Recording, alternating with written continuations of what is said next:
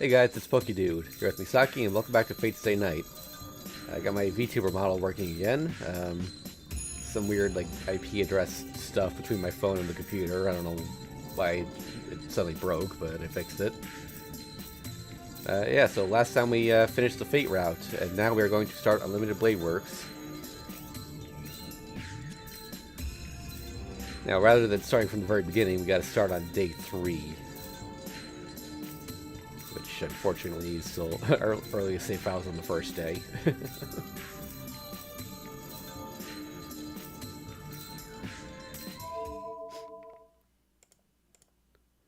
Let's see. Let me just make sure this choice... I don't think this choice matters until Heaven's Feel, so... Yeah, so... Skip ahead.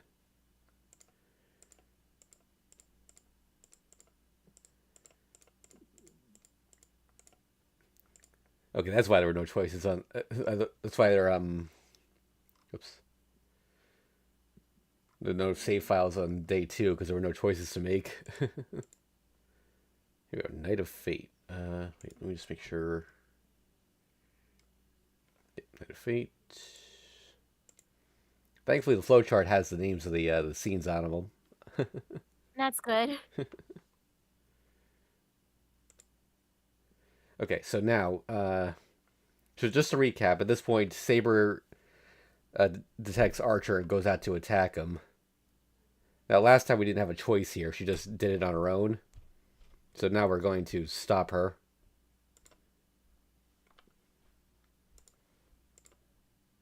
It all happened in an instant. There's a man in red in front of Saber. The man in red is in an unfavorable position after being attacked by Saber, and he's about to receive a fatal blow behind them. The person watching Saber from behind that man is someone I know. No. Reach out with my left hand and call out.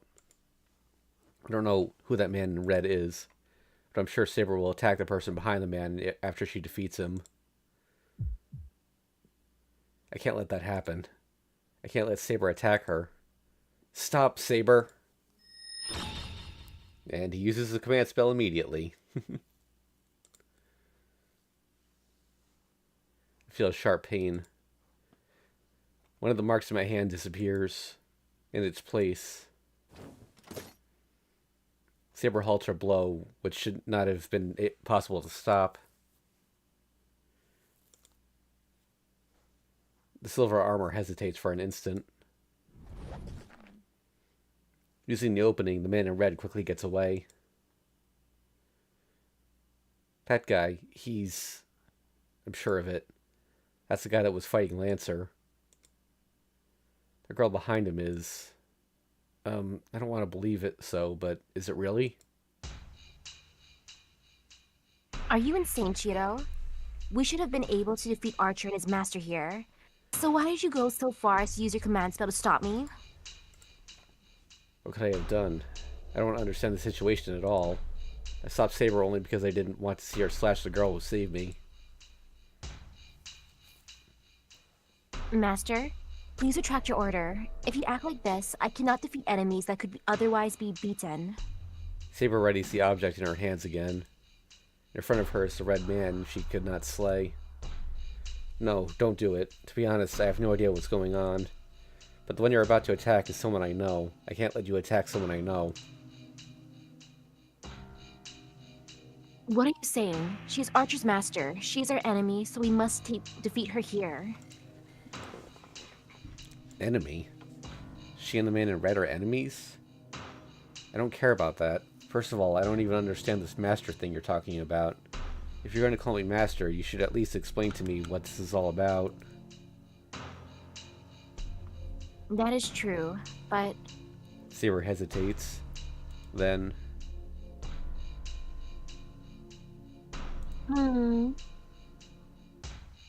So that's how it is, amateur master son. She calls out to me with a polite yet harsh voice.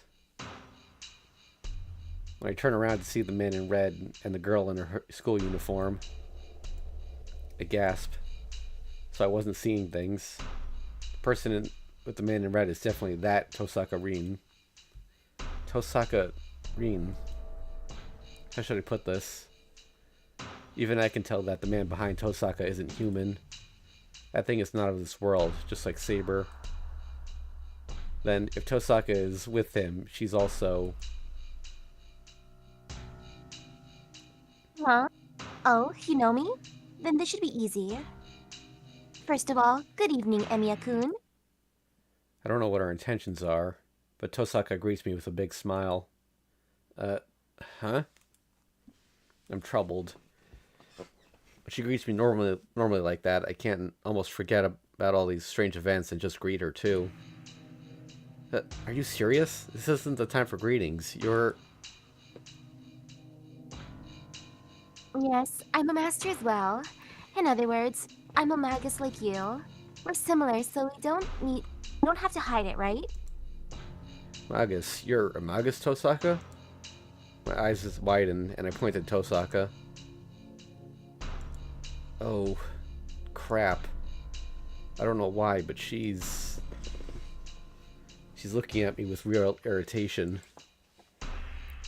No, that's not what I meant to say. I see. I get it now. So that's how it is, huh? Taking a look at us, she turns to the man behind her. Archer, can you turn to spirit form for a while? I'm pissed right now. I don't mind, but what do you mean by pissed? It means what it means. I can't calm down unless I make him realize what kind of situation he's in. He won't have anything to do until then, so go away. Saber won't be able to lower her sword as long as you're here. Man, how difficult. Well, I shall obey if it's an order. If I may warn you, however, what you are about to do is needless. The man literally disappears. Tosaka, that was... Let's talk inside. You don't know anything, right, Emiya-kun? You can rest assured that I'll tell you everything, even if you say you don't want to know. Saying this, she walks towards the entrance.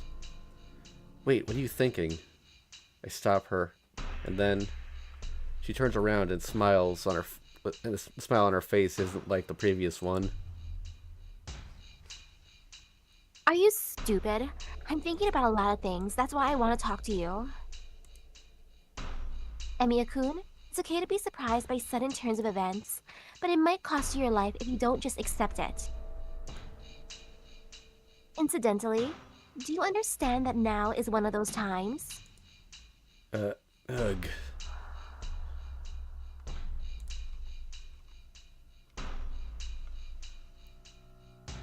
It's fine if you understand, so let's go to your place. You're fine with that too, right, Saber? I'll explain things to your master in return for sparing my life. Very well. I do not know what your intentions are, but I shall restrain myself as long as you are helping my master. Tosaka goes through the gate. She's really pissed. I don't know why, though. I don't know, but still.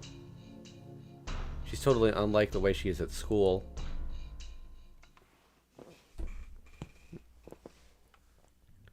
So I'm in a strange situation. In front of me is the school's #1 idol, whom I admire, Tosaka Rin. And following silently behind me is Saber, who calls herself a servant. Oh, the hallway suddenly feels like part of a different dimension. But I can't be a coward forever. I'm a magus, even if I'm just an amateur. Tosaka Rin, a magus like me, is acting boldly, so I have to act firmly as well. But I can only work out a few things. First, about Saber, who's following me. I'm sure she's some kind of familiar because she calls me master and I've made a contract with her. I heard that a familiar is a kind of assistant. Most magi transfer a part of their body into something and then summon it as another self. It is something that assists the magus. Consequently, it's commonly accepted that small animals are the most suitable as to reduce the burden on the Magus. So I've been taught, but Hmm? What is it, Shiro? no, it's nothing. Saber looks like a human no matter how you look at her, and she's clearly superior to me, her master. I don't have the magical energy to control someone like that, and more than that, I don't have the magic circuit to summon a familiar. So Saber must be rather something else than a familiar. She said she's a servant. I don't know what that is, but I think the man called Lancer and the man in red with Tosaka were the same thing. Saber called Tosaka a master as well. I guess Magi with the servant are called masters. It seems Tosaka is a Magus as well, but I have no idea who she is. The Emiya family are just outsiders who came to this town in my father's generation. That's why I didn't know that Tosaka was a Magus, and I'm sure Tosaka didn't know that I knew magic. There are several Magi in this town that I don't know about. If Lancer is a familiar of another Magus in this town, does that mean I've stuck my head into a conflict between Magi? Wow, it's pretty big. I am not used to this Japanese style. Oh, is that the living room, Emiya-kun? Saying so, Tosaka goes to the living room. I should stop thinking. Let's just listen to Tosaka's story.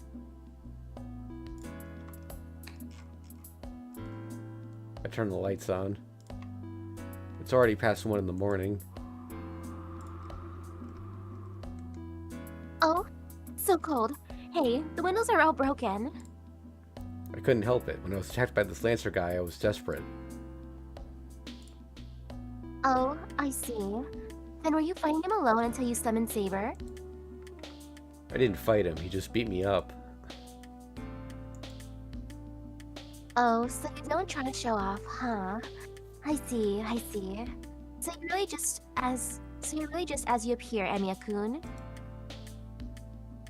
Tosaka walks over to the broken window. Tosaka takes a piece of the shattered glass, takes a look at it, and... Fixing spell. She cuts the tip of her finger and puts a drop of her blood onto the glass. Hold on a second.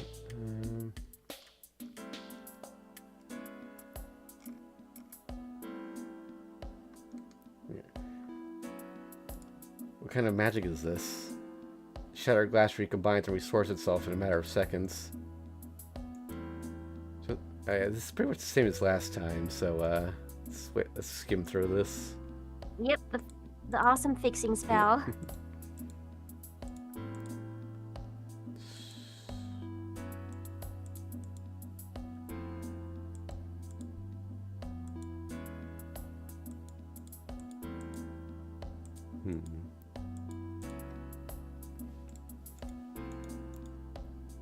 Yep.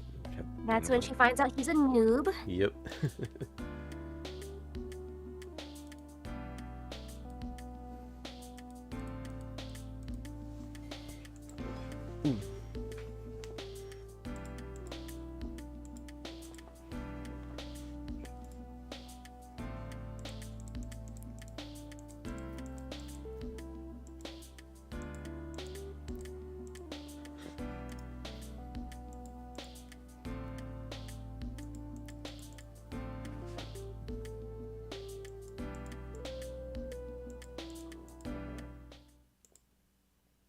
Let's see.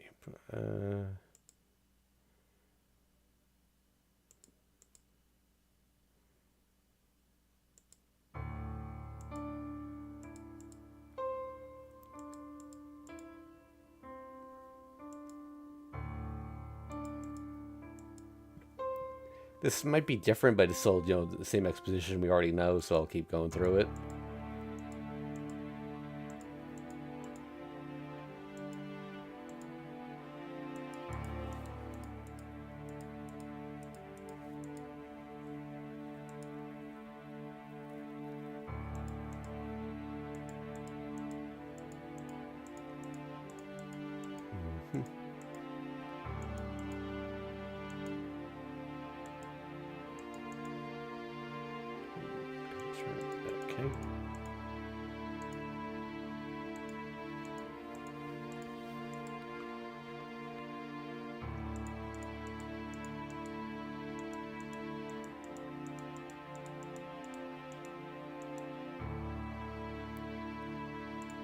I think this might be different. The wound in my chest, the escaping blood, the escaping warmth, and the pure voice I heard amidst all of that.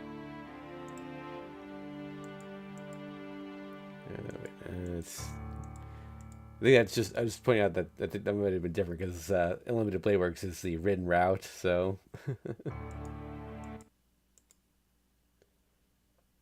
Oh, wait, here we go. Can't remember. Yeah, I think it's different starting here. Okay, do you get it now? That is your situation. You can't run away just because you don't know anything. But you're prepared since you're a magus, right? We're beings who kill and are killed. Tosaka's in a good mood, maybe because she enjoys watching me be troubled. Yeah, I'm already prepared, but you know I was killed by Lancer, Tosaka? I wonder how she knows that fact.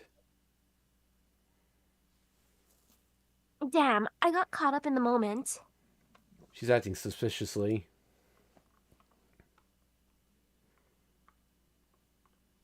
That was just a guess. Forget about it. It's trivial. It's not trivial. Someone certainly... Forget about it. Your main concern should be grasping the situation you're in. You're one of the 7 masters of the Holy Grail War. Tosaka turns her back to me and paces as if she's a teacher or something. Look, every few decades, 7 masters are chosen in this town and are given a servant. A master uses his or her servant to kill other masters. This is the ritual called the Holy Grail War.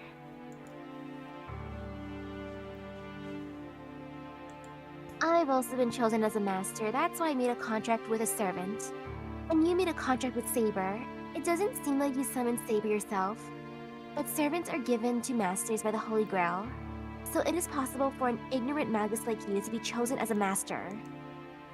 Tosaka's explanation is too brief for me to understand. There is one thing I do wonder about. Hold on, you say Saber is a familiar, but I'm not convinced. Familiars are things like cats or birds. Yeah, this is the same as last time. Or similar enough that we don't need to go over it again.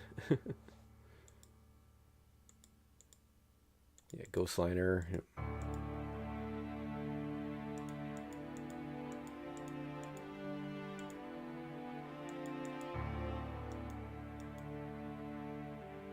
Right, let's give Super Solar.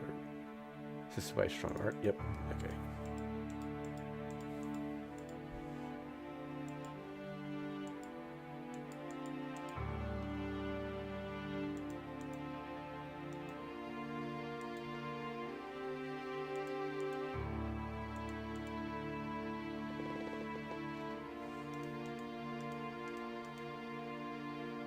Just trying to see if there's any new information here, but...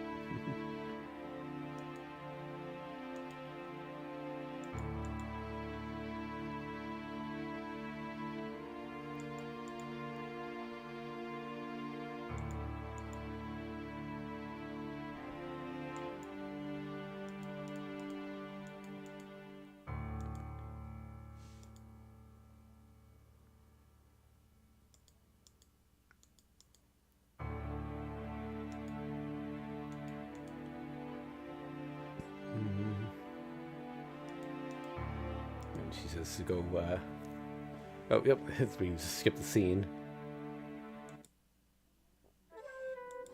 It's a bit windy now. Must be partly because this place is on top of a hill. The wind is a bit stronger than normal and carries a sharp chill. I love that raincoat. Yeah. Cheeto, is your business here complete? Yeah, I learned more than enough about the situation I'm in. About the Holy Grail War, about the Masters, everything. Then... Oh, she jumps closer and looks at me. It's only natural for her to do so. Her face is determined by my choice. I don't know if I'm good enough for you, but I've decided to fight as your master. I'm sorry that I'm only an amateur. Are you still content that I'm your master? It matters not. You are already my master. I've already sworn to be your sword.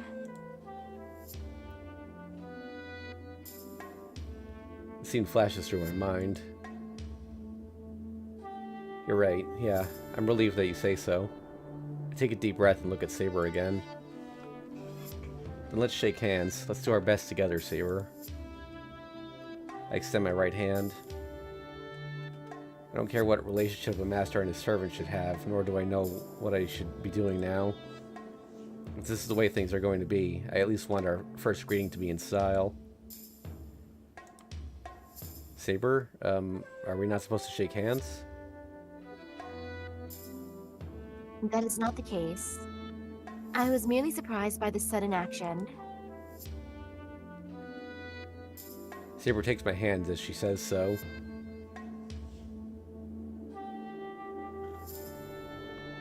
I shall swear to you once more. As long as you possess your command spell, I shall be your sword. I don't get the situation too well, but yes, please. Saber is really serious, so I nod. Come to think of it, this is weird. We're under the winter night sky. I'm shaking hands with the girl I just met, and we're talking like we're making a contract. Oh? Guess I can leave you too, huh? I quickly let go of her hand. When I turn around, I see Tosaka and that knight in red. You two are getting along well.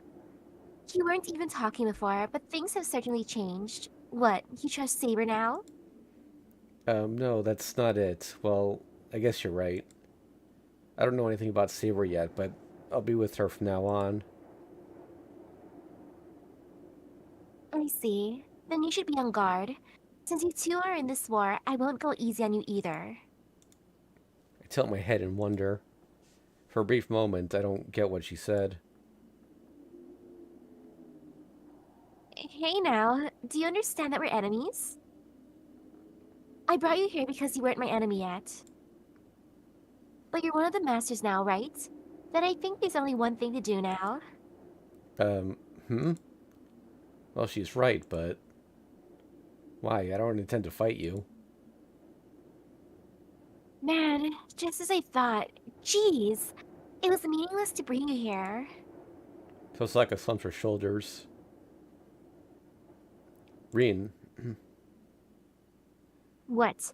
I thought we promised that you wouldn't talk until I tell you it's okay. I know, but we will make no progress like this. We don't need to find... Oh, wait. Oh, whoops. That was Archer. I do not know, but we will not make progress like this. We do not need to find... We do not need to find out if our enemy is ready or not. If there are enemies we can defeat easily, we should attack them without holding back. Hey, I know that without you having to tell me. If you know that, then act on it. Or what? Are you going to show him mercy again? I don't imagine so, but don't tell me there's a special reason for this. That's not it. I just owe him one, and I can't fight him fairly until I repay him for that. You sure are difficult. And I shall be disappearing. Call me again after you repay him. The knight in red, Archer, disappears. No, rather, I just can't see him anymore. According to Tosaka, servants are spirits. Saber said she cannot turn into spirit form, but I'm sure Tosaka's servant can, since Tosaka is a complete master. Well, that aside. Hey, Tosaka, the thing about you owing me, do you mean what happened back then? Yeah, no matter what the reason may be, you used your command to stop Saber. So I have to hold back a bit to balance things out. Balance? You worry about weird things, Tosaka. I know, I understand this is just a flab on my mind, but I can't help it. I hate owing people. She turns away. But this service is limited. I won't hold back tomorrow, so go and make plans with Saber. So the service is only for today? Yep. Well, I brought you here. So I'll at least go back to town with you. Tosaka starts to walk without looking at us. Let us go, Shiro. As she says, it is not good to stay here. And not to save her and follow Tosaka.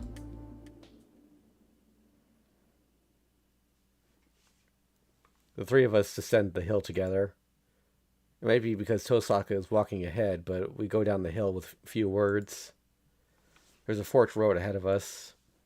One path leads to the main street going towards the Shinto station, and the other leads to the big bridge leading to Miyama City. Tosaka stops at the intersection. Tosaka, why are you stopping? We should head to the bridge if we're going home, right? No, I'm sorry. Go home by yourself. I forgot since I've been concerned with you, but I'm busy. I'm already in Shinto, so I'll go look while I'm here. Go look, you mean for other masters?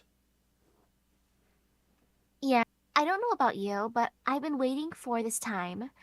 This night, the start of the battles between seven masters, the Holy Grail War.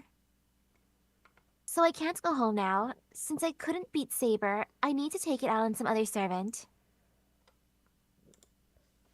Tosaka's eyes show her determination.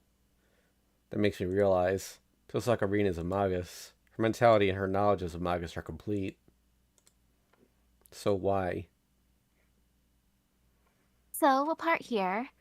I've repaid my debt, and it would be troublesome if we stayed together any longer.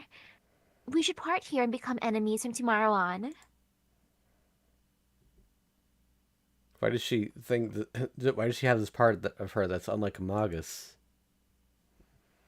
She did not explain the rules to me out of any sense of obligation. She just supported me, understanding the situation I'm in, and acted fairly.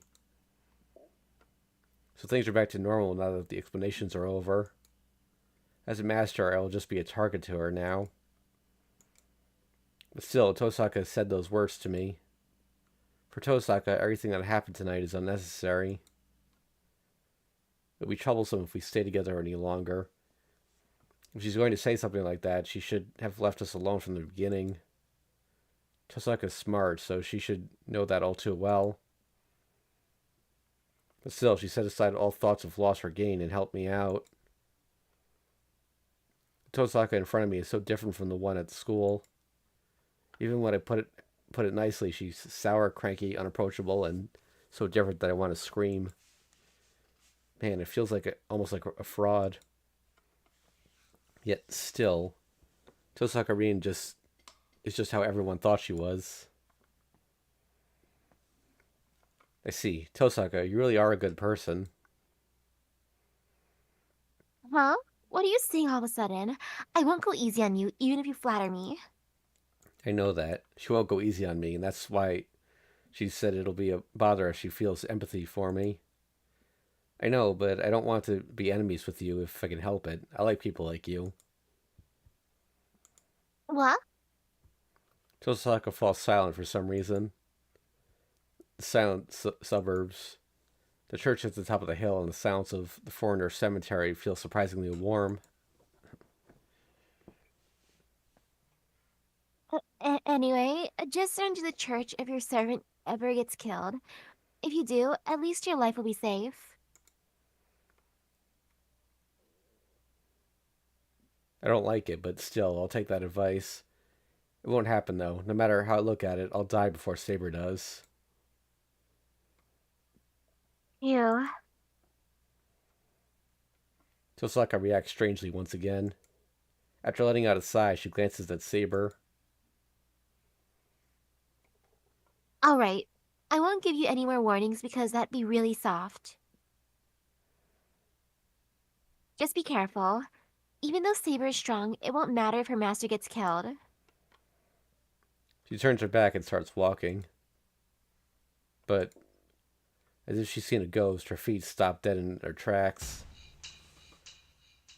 I think that's Ilya. Hey, have you finished talking? A youthful voice echoes through the night. The melodic tone is unmistakably that of a young girl. Her vision is drawn to the top of the hill. There. I don't know when the clouds parted, but a brilliant moon is now shining in the sky. The shadow is long and grotesque, like a devil in a picture book. In this gloomy town of shadow pictures, stands a figure that should not be there.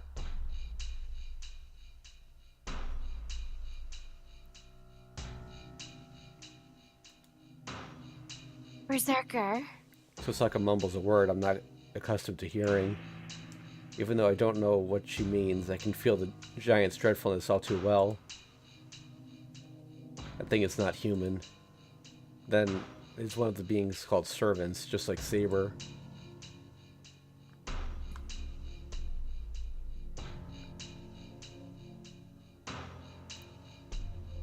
Good evening, Oni-chan.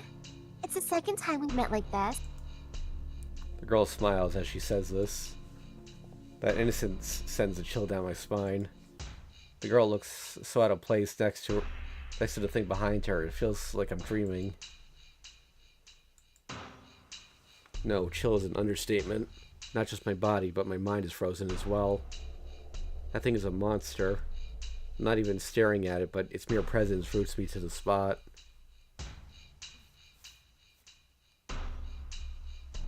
I'm surprised. He surpasses Saber in raw power.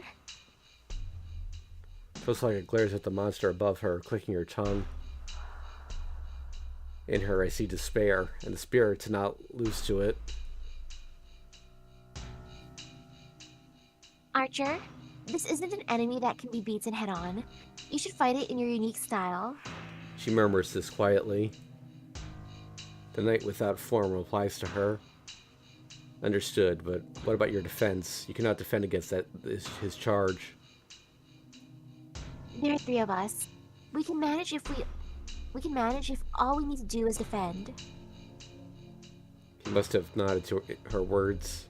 The presence behind Tosaka vanishes instantly. Emiya-kun, you can choose whether to run or to fight. But if you can, try to run away. Done. Can I start now? The girl laughs playfully. She lifts the sides of her skirt and curtsies in a manner quite out of place in such a situation. Nice to meet you, Rin. I'm Ilya. You should figure it out if I make that Ilyasville von Einsburn. Einsburn. Tosaka's body stiffens, apparently recognizing that name. Perhaps she liked Tosaka's reaction, as the girl smiles happily, and then... Then I'll kill you now. Go ahead, Berserker. She orders the strange shape behind her as if she's singing. The massive form flies through the air. In one bound, the thing called Berserker crosses the dozens of meters from the top of the hill. Shiro, stay back. In the moonlight, bullets rain down on the descending giants like shooting stars. They have extreme accuracy. The silver lights that are shooting through the giant are indeed arrows. No, the word arrow is an understatement. It's like a barrage from a machine gun, and each shot could pierce through rocks. 8 shots of that. It should be able to mow down on houses, but...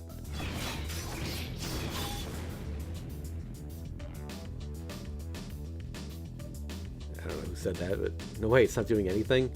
It had no effect on the giant. The two swords clash. The giant sword of Berserker, who came down through a rain of arrows, and the sword of Saber, who ran into his landing spot. The two blades spark on contact. Ugh. The swords clash. Even though she's overpowered by Berserker's attack, Saber does not yield.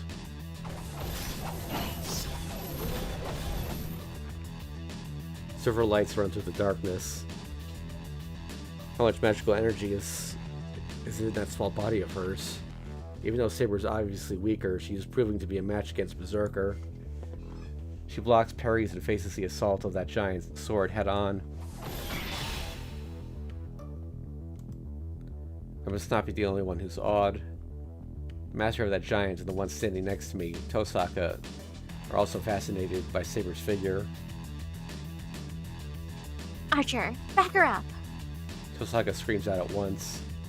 In response, a silver light comes flying out of nowhere.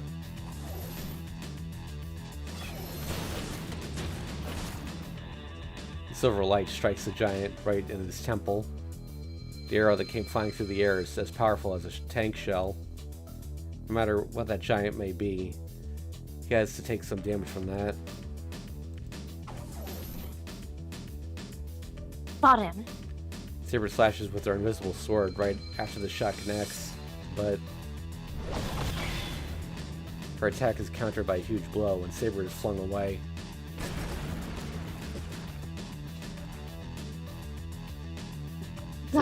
Saber slides across the asphalt.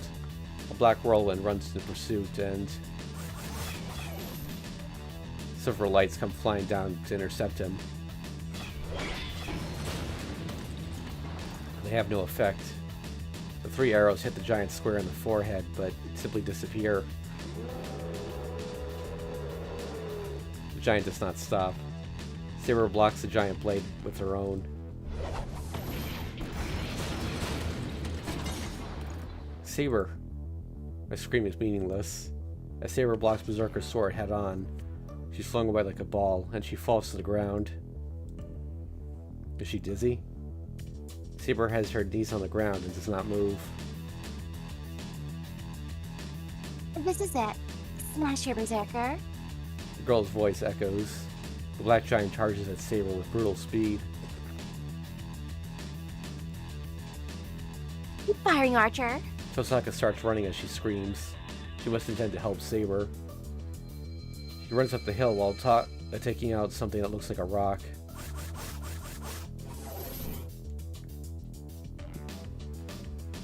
Even more German. Tosaka scatters obsidian jewels in the sky, and numerous silver lights come flying from the heavens. Even with that, Berserker's charge does not stop.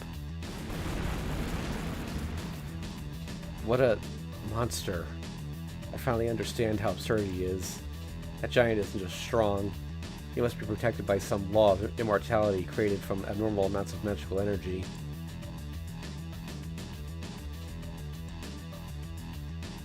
Good. Ignore the annoying ones.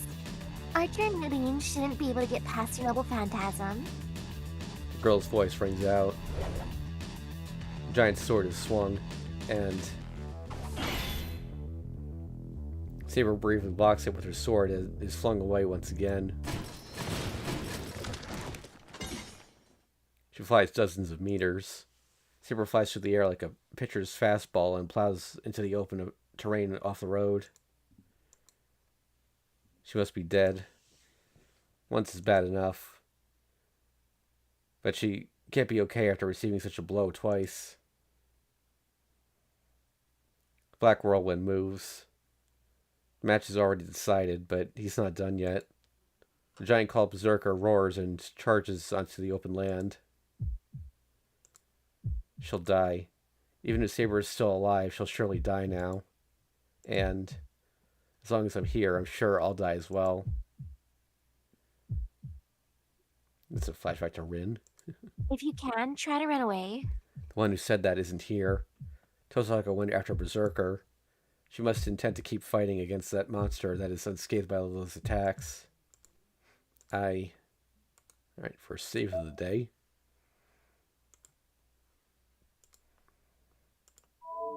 Check the flowchart here.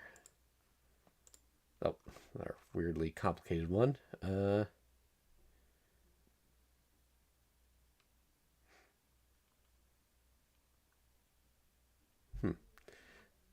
Okay, so one of these leads to a bad end. One leads to another choice that can possibly lead to that same bad end. And then one bypasses that entirely. I guess we're going to the bad end. Yeah. Do as Tosaka said. Tosaka is right. Saber drew Berserker away from here. Then I should get away from this dangerous place and await Saber's return.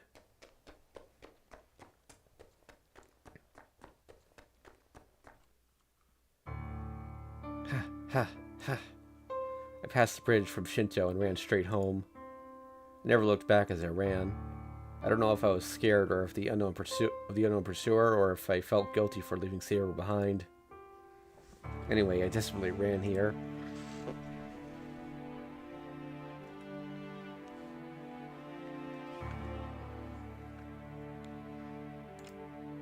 The living room is just as I left it. The air has been motionless ever since Lancer attacked and Tosaka came here. I go near the restored window. I find 2 small pieces of glass on the floor that Tosaka must have overlooked. There's no crack in the glass. I wonder how Tosaka made up for those pieces. I murmur to myself. I don't know why, but I don't feel like turning the lights on. I hide in the darkness as if to hide my weakness. What I should be thinking about. What I should say. I'm running away from these things. The people that were here until a few hours ago. The people who were by my side until a few minutes ago. I'll have to ask myself if I was right to leave them behind. I can't bring myself to get out of the dark. The wall clock points to 3. It's been 30 minutes since then. No matter who won, I'm sure the battle's over now. I should go back. I raise my head to turn the lights on and cheer myself up. A sharp pain runs through my left hand. The command spell? The color has faded from my command spell. Even though the shape is still there, the bright light that proves I am Saber's master has disappeared. I understand instinctively what that means. Saber! I follow my instinct to run out from the darkness. I run outside. I won't make it now. I know I can't make it, but I start to run back. And I'm stabbed in the heart by some unknown thing. I can't hear too well. I can't tell there's someone in front of me. I can tell there's someone in front of me, the one who stabbed my heart, but I can't see very clearly. The one in front of me sneers and tells me I'm stupid. The one in front of me is laughing that they have no way of surviving without my servant. Oh, that's right. Miss Shiro will be killed the instant Saber is lost. If I don't have a way to protect myself, I have no way to survive without Saber. I didn't realize that, and I secluded myself. This is the result. It doesn't matter if I'm in the house or if I run away somewhere. Gah. My mind starts to fade. I don't care who it is or what I got stabbed by. It doesn't matter if I die today or tomorrow, because the instant my command spell lost its brightness, my life was lost as well. Dead end. Guess Was Lancer... that Lancer who stabbed him? I think so. So Lancer got the first kill this time.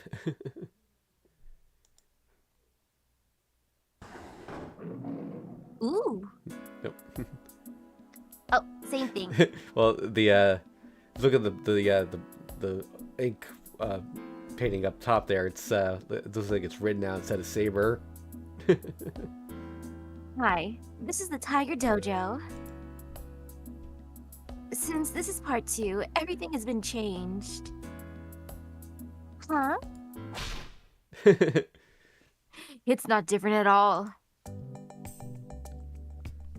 Well, the game is in its second arc. The shocking route of Tosaka-san has started. Do you have anything to say, Ilya-chan? Oh, I'm sorry I lied to you. Yes, repent for your misdeeds. It does look like the title changed, but it's the same on the middle. I mean, on the inside, rather.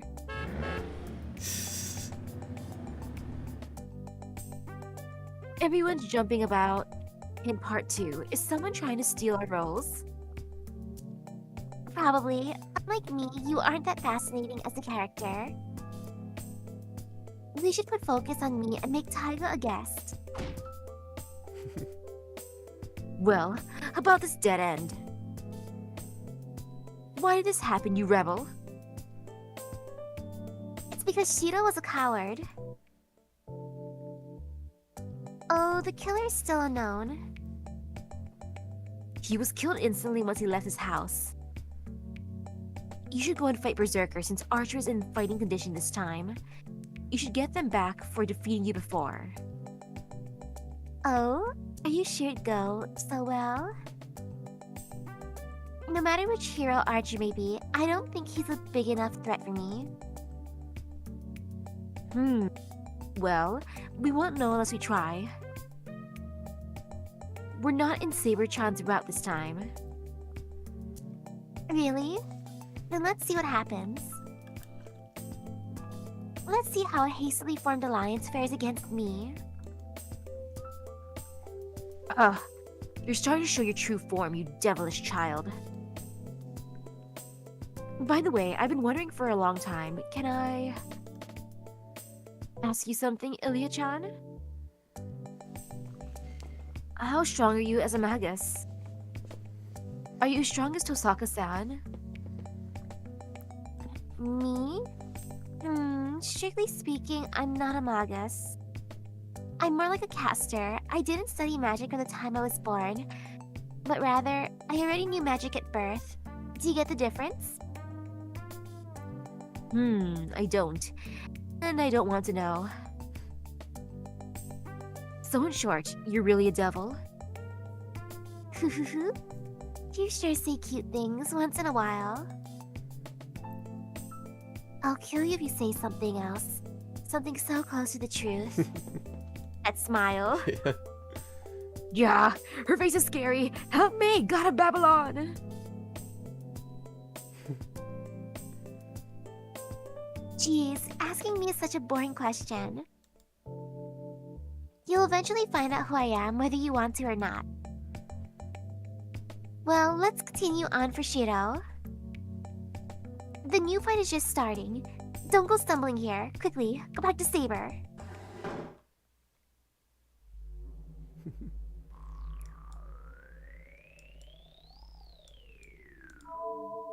Okay, let me take another look at the choices here.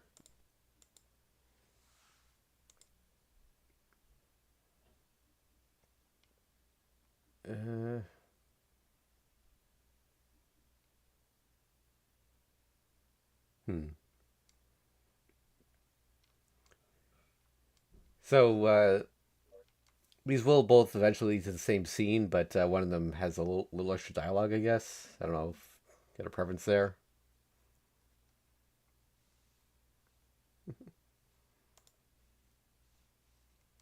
Oops. Let's follow them.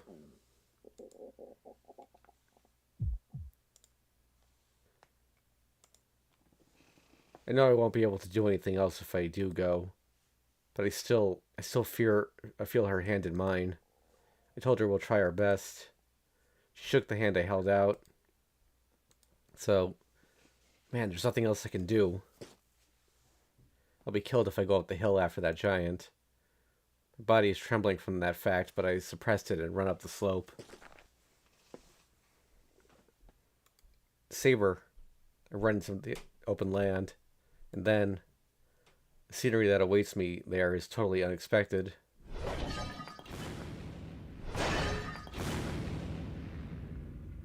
Gravestones are flying around. Every time the giant swings his sword, the heavy gravestones are split in two. In the midst of it, the knight bravely runs through the storm of gravestones.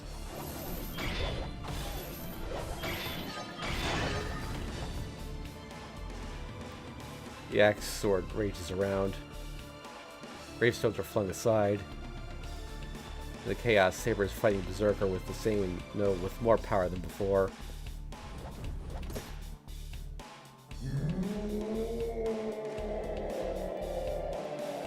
Their positions are reversed here. The advantage belongs to someone with a small body like Saber. Berserker is hindered by obstacles, and Saber acts as if there's nothing in her way.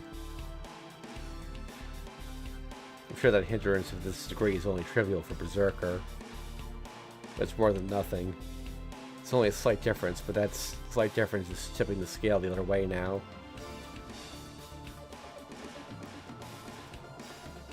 This way. You'll get hit if you're there. Oh, wait, no, wait. No, oh, Rin said that. Huh? Whoa? What are you thinking? I told you to run away, right? Or did you not hear me? She's really angry. I heard you, but I can't just run away, right? What? How could you reach that conclusion? Can't you tell that you'll only be a bother to us since you can't fight? It can't be helped if you die trying to make a difference, but it'd be meaningless if you die doing nothing. Well, I came to that conclusion because I tried the other thing and then I died. And now I'm here again. I don't know why, but Tosaka is seriously angry. Even though I'm getting yelled at, I don't feel bad for some reason. Hey, is that something you should be mad about? It shouldn't matter to you if I die meaninglessly or not. It does matter. I told you I'd let you go for all of today, so it'll trouble me if you don't get home safely. I'm confused even more now. Tosaka sure has a different face on at school. Jeez, anyway, you're not hurt, so run away right now. That illness little girl intends to kill us all. I know that, but I can't run away. Saber's fighting, so I can't run away by myself. And that's a line for someone who can make a difference. You'll just die a meaningless death, as you can't do anything to support her. This is your last warning. Just run away. It can't be true. There should be something I can do as long as I'm alive. And besides, are you going to ask someone to do something that you can't do? Tosaka looks at me with a serious expression. You're right. I'm the shameless one for asking you to do something I can't do. She looks away. Well, I don't think there's... I don't know. Well, I don't think there's a need to run away. I don't think Saber will lose now. Tosaka takes a peek from behind the tree. Their battle is continuing without change. Berserker's attack smash through the empty space and only destroys surroundings. Between the attacks, within that swirling whirlwind and flying clouds, within the rain of broken gravestones, Saber rushes in without dirtying her armor and attacks Berserker. It is a divine work of utmost excellence. My fear has disappeared seeing this battle that is only impossible for mere humans. Totally impossible. Instead, I am fascinated. I cannot believe I was in this Holy Grail War thing, and I also had some uneasiness. But all of that is blown away when I see her.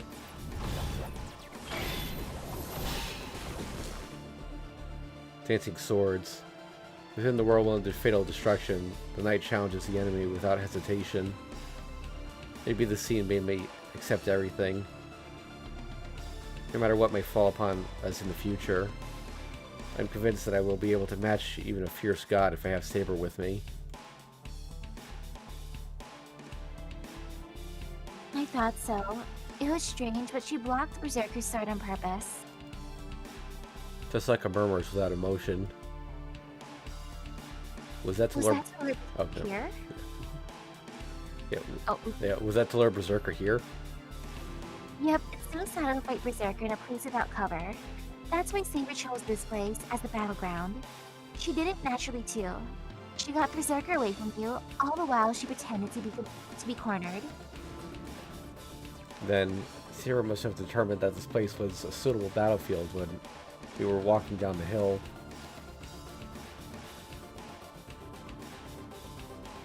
But you can't expect backup in a battle like this. Our enemy's a monster that even nullifies Archer's arrows. Backup was meaningless in the start. Tosaka murmurs as she watches the battle between Saber and Berserker. Archer's arrows. But those words catch my attention. Archer isn't here. If he really is an archer, he should not fight hand to hand, but...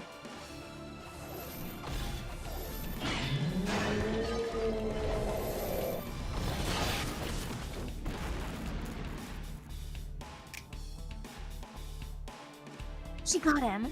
Tosaka snapped her fingers. Just as she said, Saber's sword must have hit Berserker, or he must have lost his footing. Berserker's body, holding firm until now, loses its balance.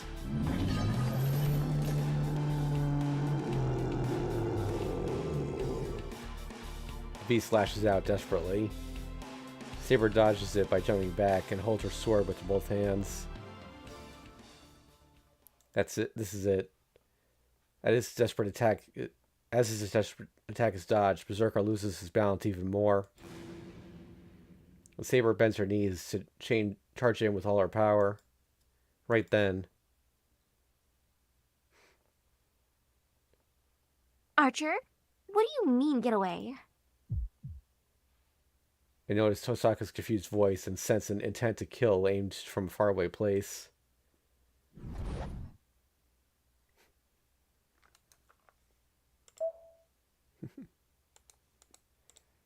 Behind me, I see the knight in red standing on a rooftop hundreds of meters away, readying his bow. It's either nausea or a chill. He's readying a bow that's no different from before. He cannot even scratch Berserker, even with a direct hit. So there's no need to feel any threat from it. I feel a chill. What is it? He readying his bow is not an arrow, but something completely different. Its intent to kill isn't just directed at Berserker. I act instantly. What is this choice? Oh. Okay, so this is the part where we're starting to earn points here. So there's no bad ending that we can only get by having low points this time. Instead, there are two main endings at the end, depending on how many Rin and Saber points we have. So the first choice gives us a Rin and a Saber point, which we do want. So, or no, second one rather. Yeah, bring back Saber. Saber. Before I realize it, I'm running out from cover. Hey, hold on. I run full speed towards Saber. Yashiro? She looks dumbfounded. Saber sees me and stops her attack on Berserker. I can make it. I can feel the danger coming up behind me. Why did you come out? I ignore her, run to her at full speed, and grab her arm. Are you insane, Master? We'll talk later. Just come this way. Grab Saber in my arms and jump away. The arrow was released. Archer's arrows have not had any effect so far. Black Giant ignores it, as if saying it is not worth blocking. But at that moment, Black Giant turns his back to us and attacks the arrow, coming at him with all his might. In that instant, all sound is lost. I throw myself on top of Saber and brace myself. Maybe I've gone deaf and I can't hear anything. All I can feel is the heat burning my skin and the shaking of the ground. Many things go flying through the air, and a piece of something pierces my back. I grit my teeth and endure it. The blinding light must have only lasted it for an instant. I managed to survive the destruction.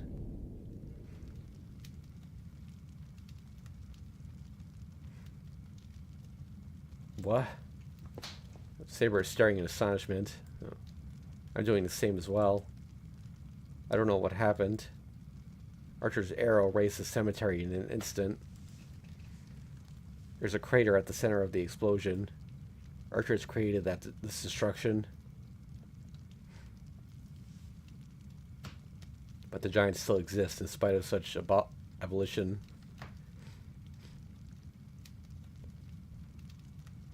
Berserker.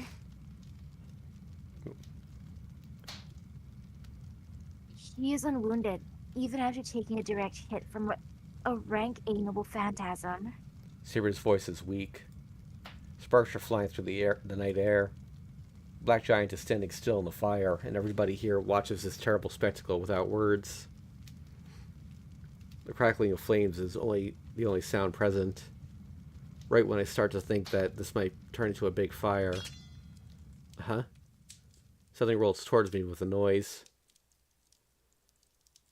A sword? No, it's an arrow. An arrow with a gorgeous hilt and a spiral blade. Even if it's a sword, it's an arrow if it's used as a projectile. I don't know why it catches my attention so much. The arrow broken by Berserker disappears as if melting into the fire. It fades away like candy melting under heat. It makes me feel like vomiting for some reason.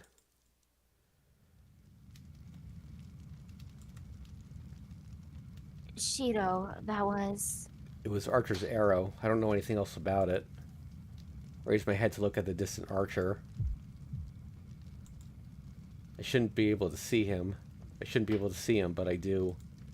He's smiling. Smiling as if to tell me he wasn't aiming just at Berserker. Damn him. I feel a headache. The chill running down my back won't go away. My spine is burning like it does when I fail to create a magic circuit. I think that's Saber. I have a better opinion of you. Or no, Lane. Ilya maybe. Yeah. It's Ilya. I have a better opinion of you, Lane. Your archer's pretty good. The girl's cheerful voice echoes through the air. Alright, back Berserker. I wanted to get the boring stuff over with first, but I changed my mind. The black shadow wavers. The giant starts to retreat through the fire.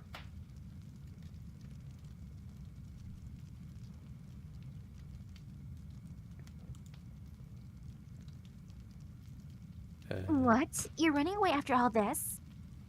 Yep, I've changed my mind.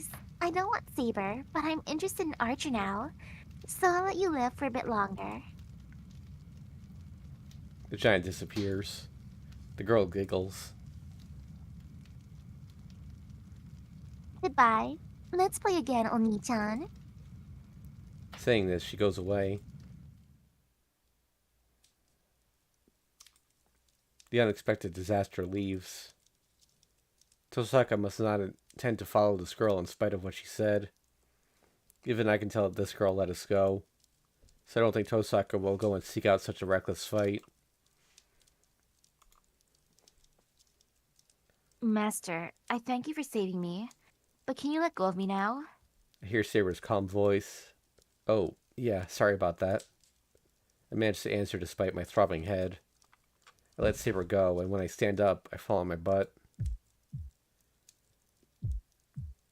Shiro, what is wrong? Do you not feel well? Shiro, you're back. Saber sounds tense.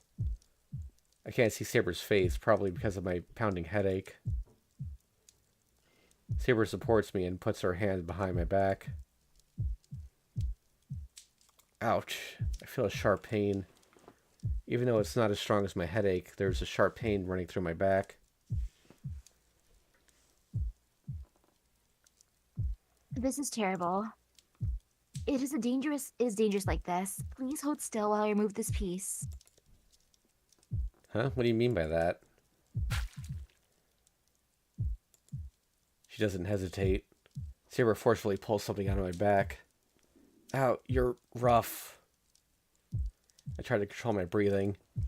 I'm a magus, even though I may be an amateur. I can manage this pain.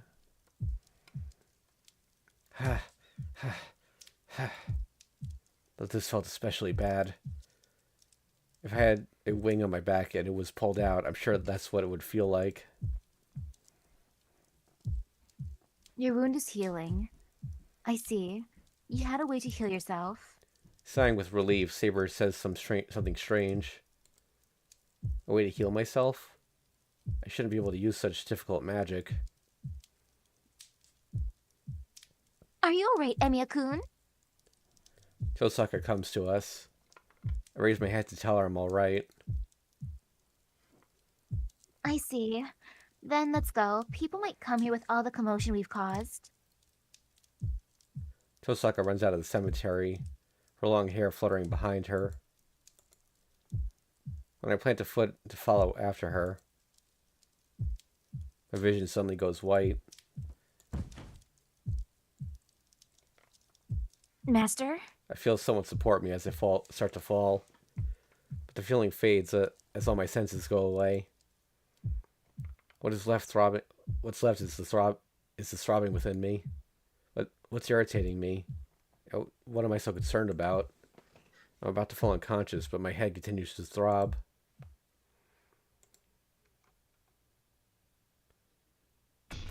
Oh. New opening. I feel so bad for the gravekeeper. Yeah. You're gonna be like, what the heck happened? What kind of grave robbers did that? Yeah, so it's the same song, but I think some of the animation's different this time.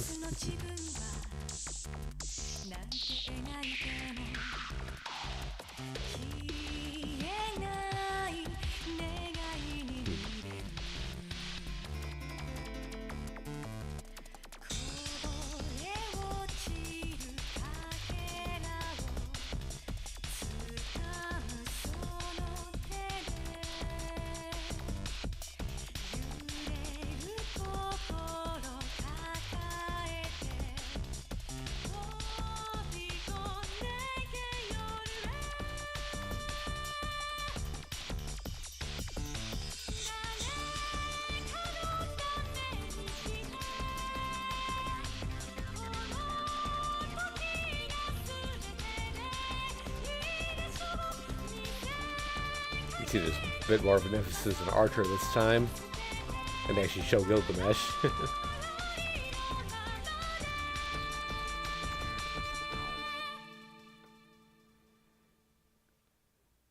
Really, the Heaven's Shield Route does not have an opening. I think they ran out of time or something. Ouch.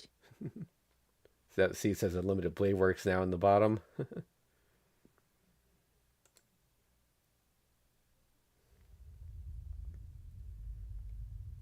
It's a landscape I've never seen. Oh, also one more thing. So if we had chosen the other option before, we would have triggered a flag called No Self Healing. As far as I can tell, that just changes the context of a couple scenes, but doesn't change any routes or anything. So, I guess because he never learns that he has the self healing. It's a landscape I've never seen before. The fiery sky above, an infinite number of swords at my feet. Are they traces of war? This world is inorganic, and there is no living thing or no living things. The ashen wind courses through the forest of swords. The swords stand in trees like trees in a forest.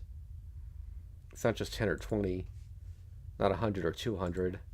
No matter how many there are, if it's impossible for them to be counted, they might as well be infinite or unlimited. The tools are rusting without anybody to use them. A ruin of infinite swords. He thinks that is like a graveyard.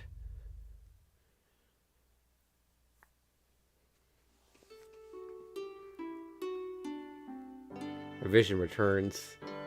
I don't know how long it's been, but I can feel the warm sunlight. That dream. I open my eyes and recall the dream I was having. That hill of swords.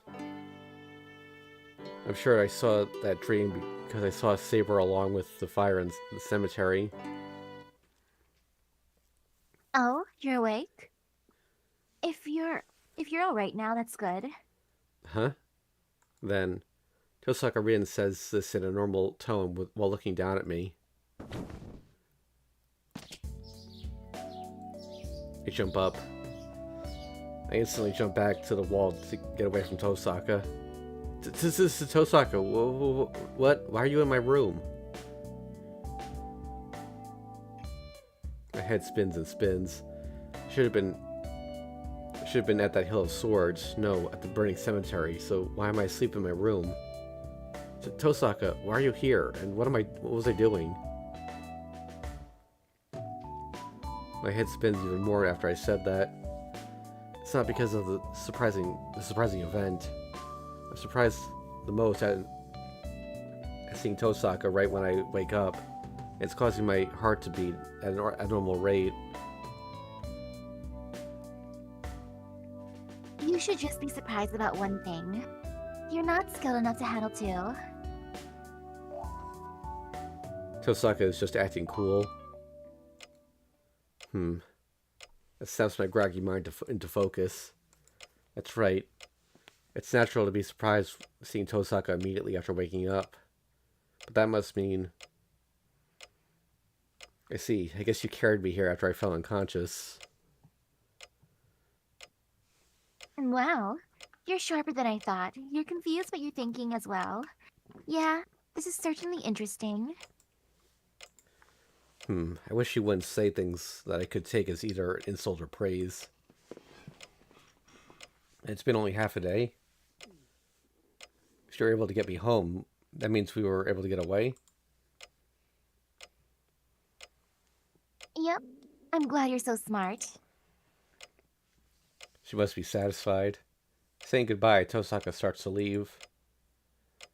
Hey, where are you going? Are you still asleep? This is your house. It's not a place I can stay in. She speaks clearly. Her eyes say we're enemies to me. That's true. Last night, in the church, I said I would fight. So we can only fight each other. You're right. I'm sorry. And sorry for being late, but thank you. Then, Tosaka stops and glares at me. Hold on. Are you thanking me? Well, you helped me, right? I'm even more thankful for that if you're my enemy. Hey, sit right there, Emiya-kun. Tosaka returns to the room. I don't know what she wants, but I'm sure it'll be bad if I don't obey. Come on. She taps on the tatami. Seems she has a serious matter to ask about. I sit down. Look, I'll tell you, since you don't seem to understand, you'll die if you think like that. What do you mean if I think like that? I'm telling you not to thank your enemies. You'll die 100 times if you're worried about such a thing. Look, others are just obstacles. Don't think they're like you just because they have human form or they speak. Tosaka speaks with a strong voice and sharp eyes. She's certainly right. If it's wrong to feel compassion for an enemy, it's also wrong to consider them to just be just like you. Since I've decided to fight, there are only things I need to defeat. Yes, I understand her point of view, but... Are you listening to me? The Holy Grail War is just a way to kill each other, so don't consider our other masters as human beings. Be ready to kill even your own family. Jeez, this is the first rule of being a master. Tosaka yells at me in annoyance. Well, but I understand that. Then why don't you kill me? Isn't this a problem? That's because... Where did her previous attitude go? She grumbles angrily. I just didn't feel like it. I owed you, and it's not fair to get you when you're sleeping, so I just wasn't in the mood. Tosaka, didn't you just say something like doing everything to win? Yes. So this is a mistake on my part. It was mistaken. It was a mistake I made because I know I'm stronger. Well, I guess it's flab on my mind. Oh, I heard that phrase before. Flab on your mind? Does that mean you're fat?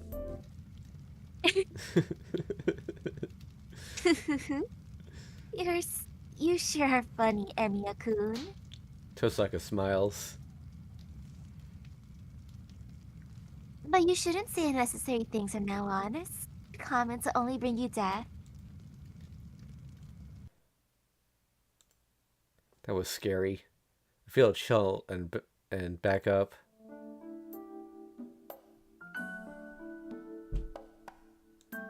Well, that's all I had to say. Ask your servant about the rest. Tosaka stands up and leaves for sure this time. Goodbye. We will be enemies next time we meet, so be prepared. And with that, she disappears. It really must have been a whim of hers to carry me here and treat me. She left with no regret or sentiment, leaving only the line that we're enemies. So we're coming up on the convergence points where, do you remember on the Fate route where I said we would end up on Unlimited Blade Works if we chose not to team up with her? Yeah. Yeah, so right, like within the next scene or two, we'll get to the point where it would have transferred over. Well, I take a breath and analyze the situation. I haven't had time to think since I saw that fight between Lancer and Archer last night. Oh, I see. Then that figure there must have been Tosaka. I finally realize. I was stabbed by Lancer after that, who was saved for some reason, was attacked by Lancer. Was attacked by Lancer again. Saber saved me, and I became a master. What I heard at the church, the killing is called the Holy Grail War.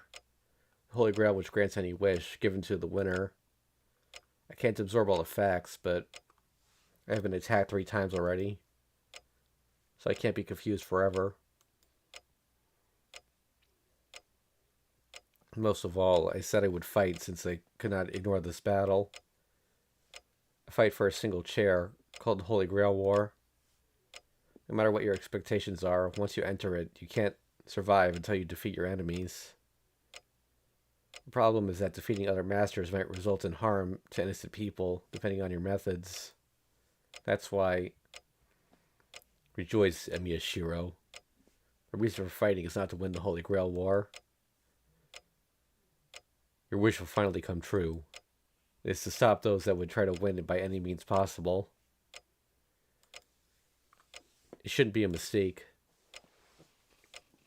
Emiya Shiro has been training in magic to become a superhero, to protect innocent people. Alright, I need to talk to Saber. I shook off the priest's words and exited into the hallway.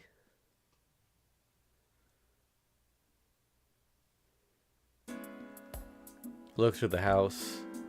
I look everywhere someone could possibly be, including the guest rooms, but I can't find Saber. Huh? She's in that outfit, so you'd think it'd be easy to find her. Even so, I can't find Saber anywhere. I guess servants can become spirits, but I can't turn her into one anyway. No, first of all, even though they call me a master, I don't know anything about her. I don't understand who she is or how she exists. The only thing I understand is that I'm confident I'll be able to win this strange war if I'm with her. Much different from last time where she nearly died. She's not here either. I've searched through the house. It's a big house, but I didn't play hide and seek here with Fujine as a kid for nothing. I know most of the oh wait, this is the same as last time.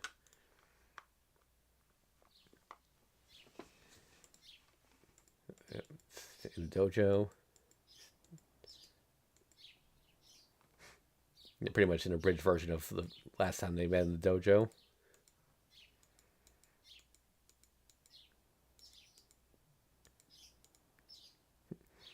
And that removes the final doubts within me. Even if she is a servant, I think she is holy.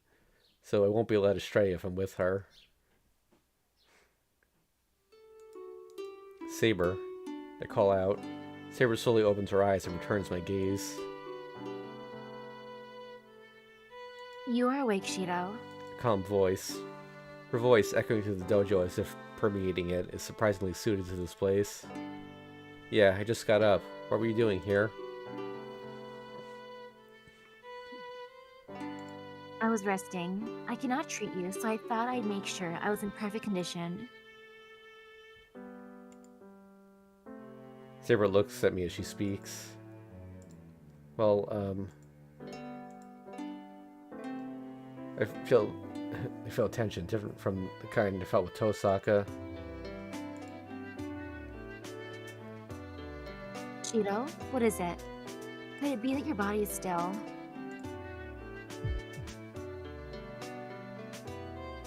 No, there's no problem. I'm just perplexed for my own reasons, so don't worry.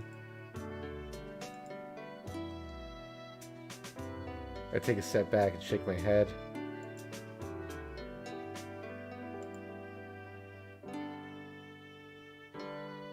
Looking away from Saber, who's tilting her head questioningly, I calm my pounding heart. Calm down. What am I so tense about? I take a deep breath, but it doesn't seem to die down quickly. In fact, I don't think it ever will. Jeez, why'd she get changed? I complain without meaning to. Saber's clothes are so real that they make me conscious of her womanhood, whether I like it or not. She's terribly beautiful. I thought I figured that out yesterday, but she really hits me with it now. Perhaps her armor looks so surreal that I didn't notice yesterday. But if she dresses like a girl, I'm flustered, as any healthy guy would be.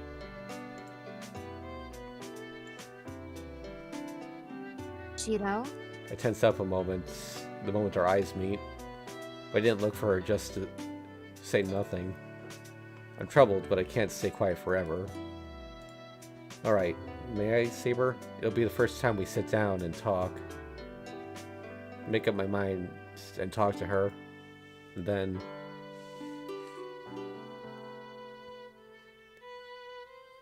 Shido, before that, there is something I would like to address regarding last night. Alright, what is it?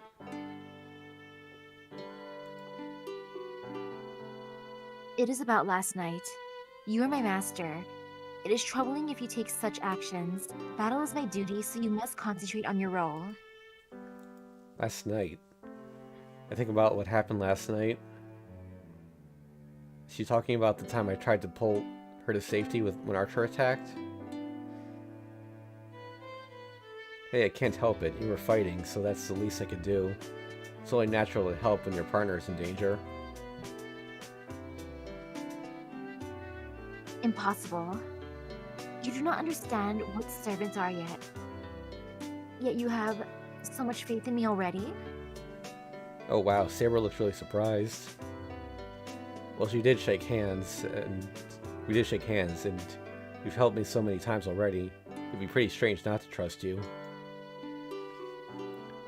Plus, I subconsciously have knowledge of the previous route to speed things along. Saber looks up at me in surprise. Did I have the wrong idea about our contract? I get nervous, so I ask. Saber shakes her head. As a servant, I appreciate your words, and I would have been dealt a fatal wound had you had not stopped me. The method was not a good one, but your instruction was. You see, that's good. I was desperate, but that was good, huh? Yes, please refrain from such actions next time. I can heal immediately, even if I am wounded. But I have no way to heal you if you are wounded. Ugh, alright. I'll watch out. I was definitely reckless. I'll do better next time. I don't know how I can do this better, but I should stop doing things so recklessly. Then...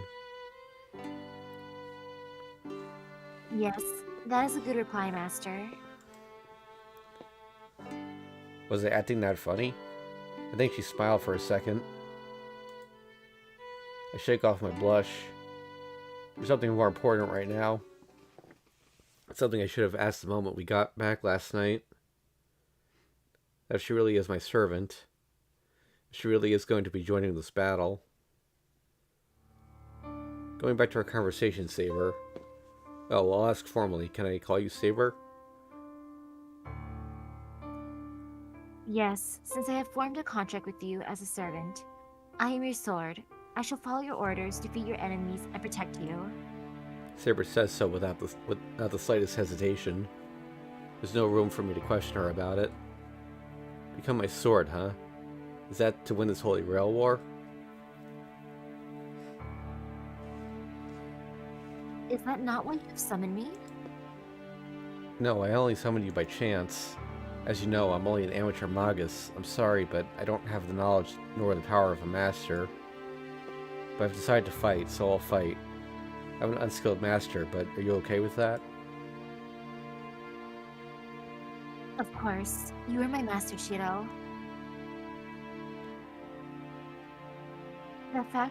This fact will not change. A servant does not have the freedom to choose its master. I see, and I should try to respond to her at the best of my ability.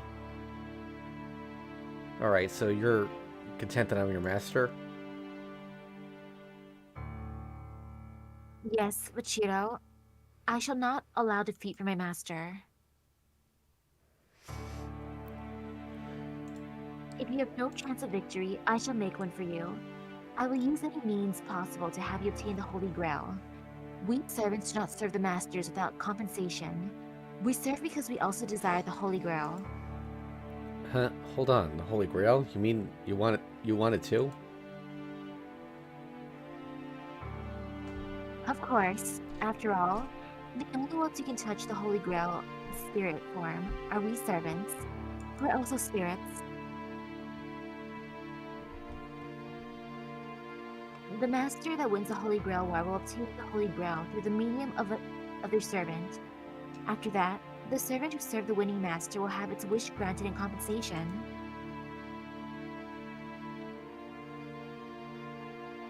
That is the relationship between masters and servants. I see. Now that she says it, it's obvious something like a heroic spirit would never obey a mere human being. Since they have their own objectives, they serve the master in exchange. Then I mean Saber has a wish she wants granted. That is why Saber has no doubts. But, hold on, Saber. You said any means possible, right? Does that mean you don't care what measures you take to win the war? For example, doing something like what the priest said, involving innocent people and creating a disaster like what happened 10 years ago.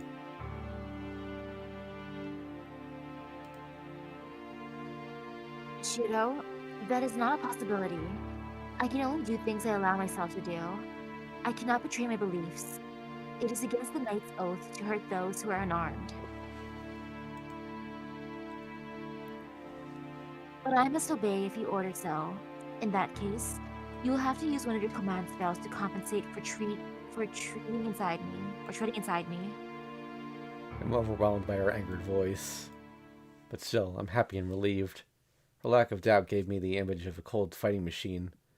But I know that she is not a cold-blooded killer. Yeah, I won't let you do such a thing. Like you said, we have to do our best with what we can do.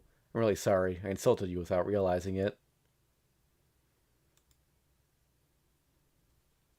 No. I leapt to a hasty conclusion without knowing your intentions. You were not at fault, so please raise your head. Huh? Oh, sorry. I apologize without realizing it. Yeah, I think this is still the same as last time. Let's see.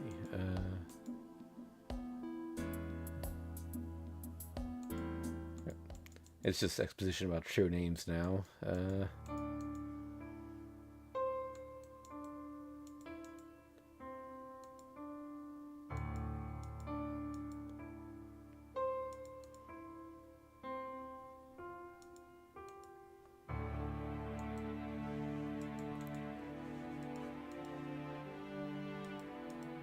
Yep, all this information.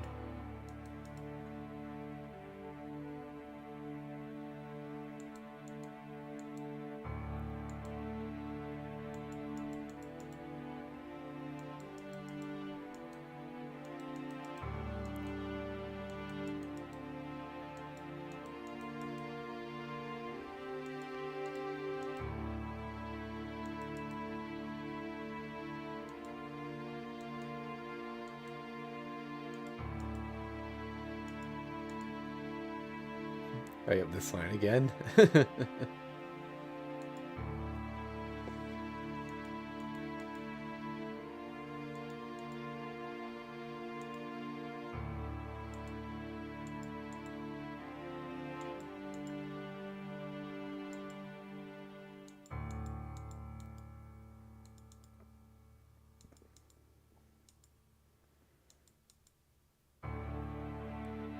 see.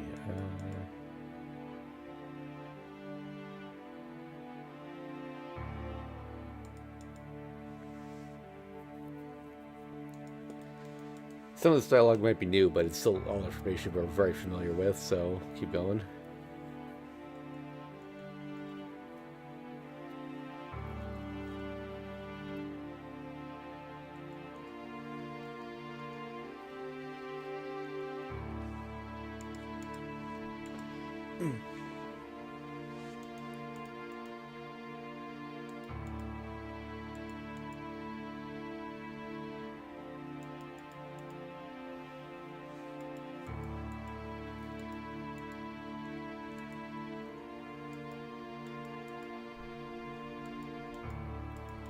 True names. Yeah.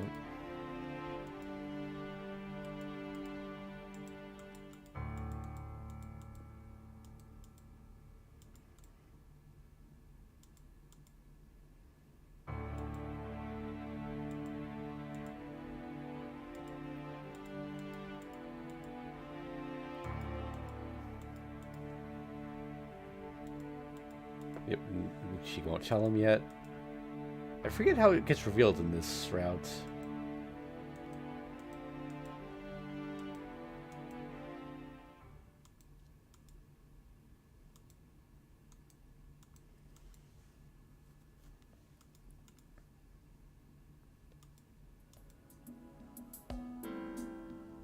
Hey Saber, do servants and masters have sort of mark? I don't really know what I should be doing.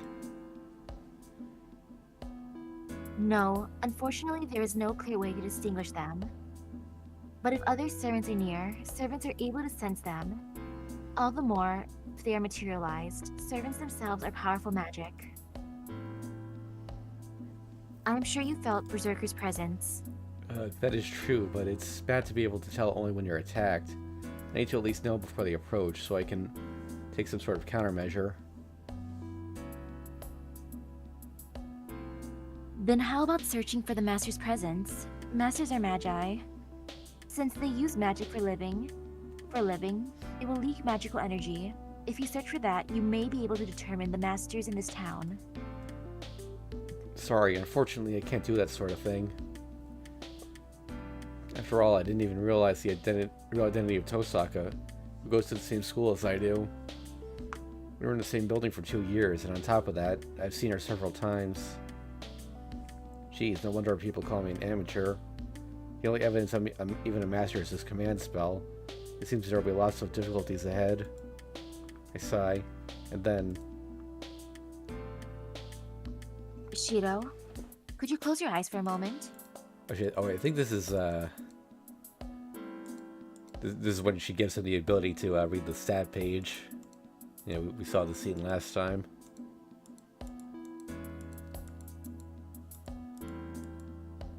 Yep.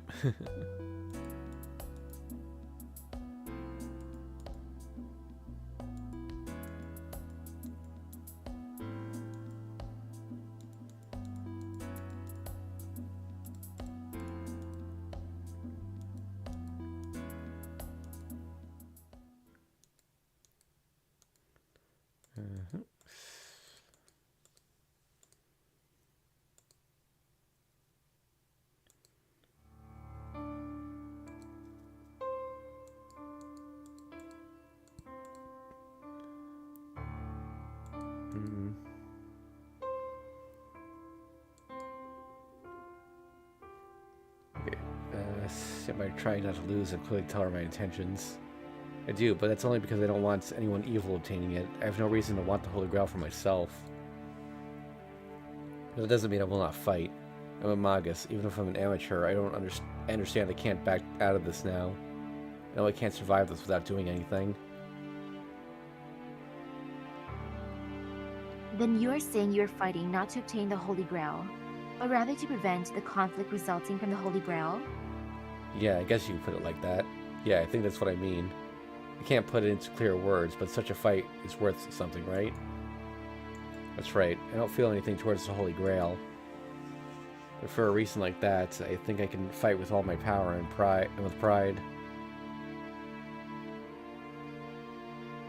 I do not understand. You say that you are a magus. Then you should desire the almighty Holy Grail.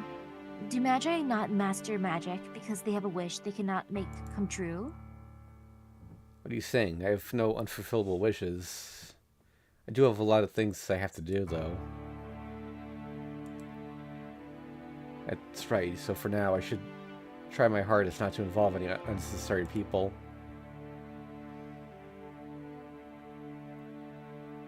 Then are you saying you do not want the Holy Grail? That you will not fight to obtain it? I didn't say that. Since I'm fighting, I do intend to obtain the Holy Grail.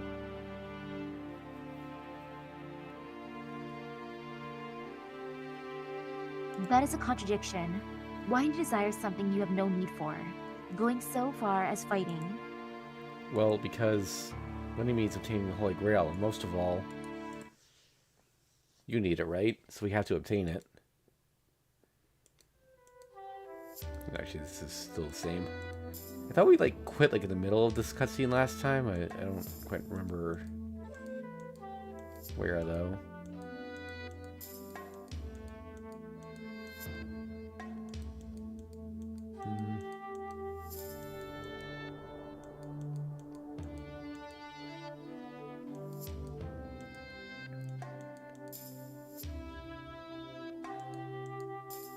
I guess we should have finished it last time, then we could have skipped it, but Alright,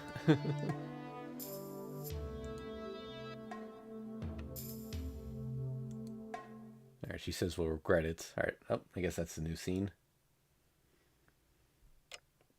By the way, oh, no, not that, we do get to keep the information from last time. Wait, do we?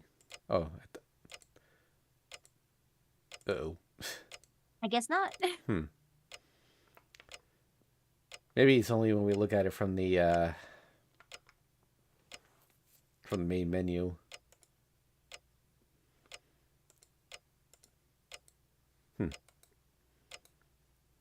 We skipped breakfast and it's noon already, so we decided to eat lunch. But this scene is definitely where we would come in after the split, by the way. I see it on the flow chart there where it links up. Saber can't turn into a spirit like Archer, and I'm not sending her magical energy like all the other masters are doing. It doesn't need to be said that this is because I'm an unskilled master. It seems she can sleep to stop consuming magical energy, but doing so doesn't replenish it. So food will be her only source of energy. I'm in charge of cooking, so I can't be lazy about it. Servants take physical form using magical energy, right? Then, since you can't restore magical energy, you'll get weaker every time you fight, right? Ask her after cleaning up our meal. It does not mean I cannot restore any magical energy. Magical energy is constantly created within oneself. A servant without any outside source can create magical energy using its own magic circuit. I see, then there's no problem, right?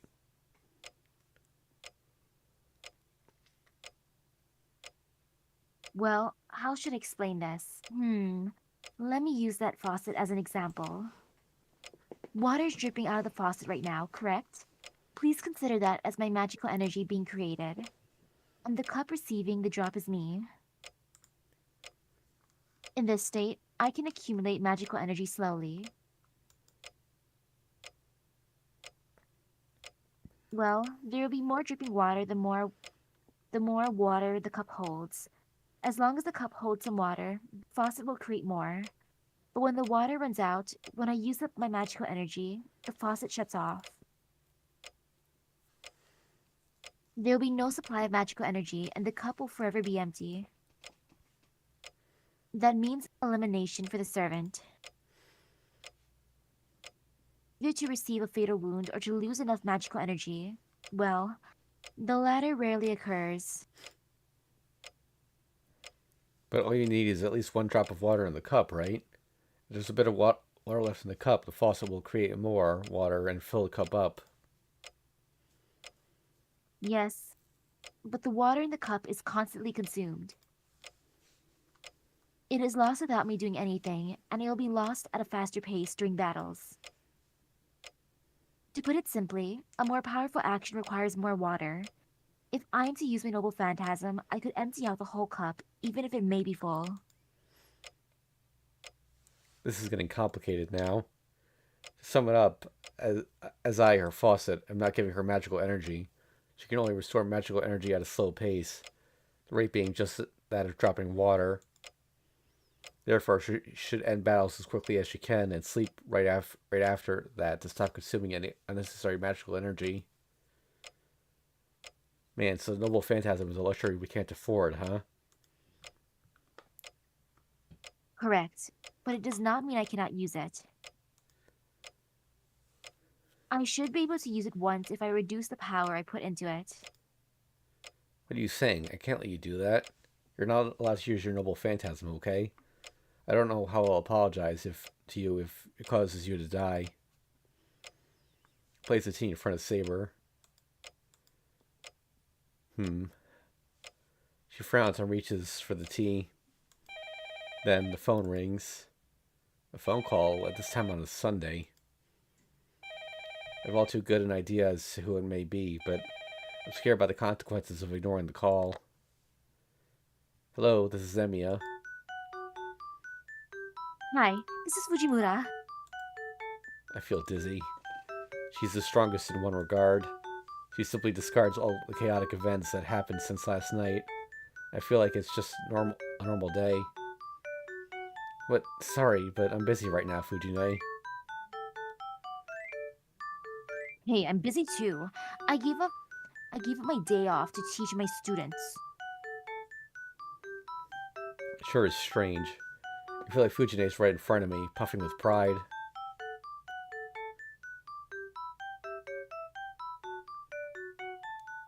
But then I see. Then I guess this isn't the time for it to be chit-chatting. There are no robbers or fires here. You can rest assured and go back to your club. Try to cut off our conversation. Hold on, I'm calling you.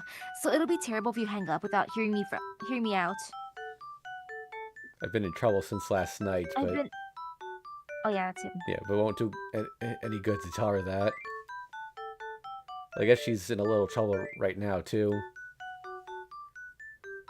Fine. So what do you want? I want to eat lunch, Shiro. How about that sweet omelet you make?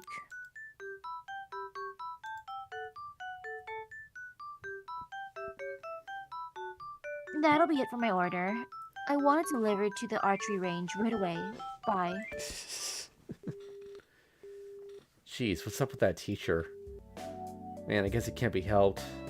I hear beasts go wild when they get hungry. Put on an apron I just took off. Well, we have leftovers for lunch, and that omelet will be easy to make. I'm done. Saber, can you watch the house for a bit? I'll only be gone for a while. I carry Fujine's boxed lunch and go out into the hallway.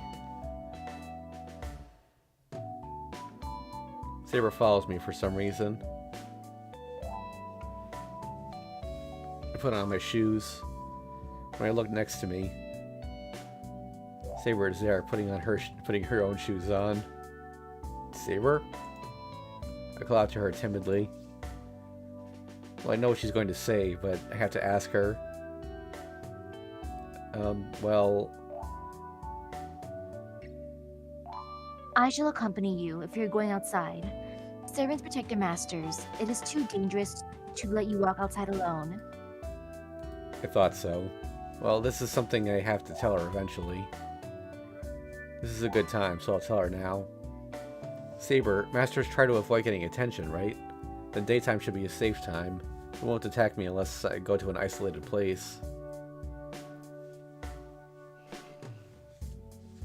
I'm aware of that fact, but there could be exceptions. Since you're inexperienced, I should be by your side constantly. What? Does she mean she'll be with me all the time? You idiot. I can't do that. First of all, what will we do if I go to sleep? When I go to sleep?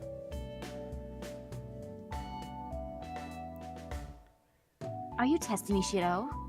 That is the time that requires the most attention. I shall be on standby right next to you. What? I had my blushing face and take a huge breath to calm myself down. Damn, how stupid of me. I finally realized this important fact. This is what it means to fight alongside her. What is wrong, Shiro? I do not think it should surprise you. It is just that I shall be doing as Rin did last night. Don't kid me. I'll go crazy before I even fight if you do that. I can't allow that. I'll prepare you a room so you can sleep there. Ugh. I won't give in even if you look at me like that. Please stop this nonsense, Shiro. I have tolerated most of your contradictions, but I cannot compromise on this. Your plan is full of mistakes for a master. I cannot obey you unless you explain your reasoning. Saber looks up at me. She's putting pressure on me, but I stare back at her. I don't have a reason. I'm telling you to just do so. It's safer in the daytime, so go ahead and rest.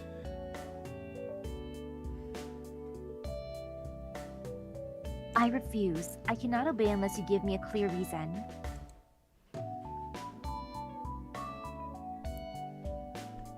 You don't get it? You're a girl, so there's no way I can sleep in the same room as you. Saber freezes. Anyway, I'm going to prepare you a room when I come home, so rest until then. I run out the door. Man, this is pathetic, but I'm running away and I'm doing it in front of my opponent too.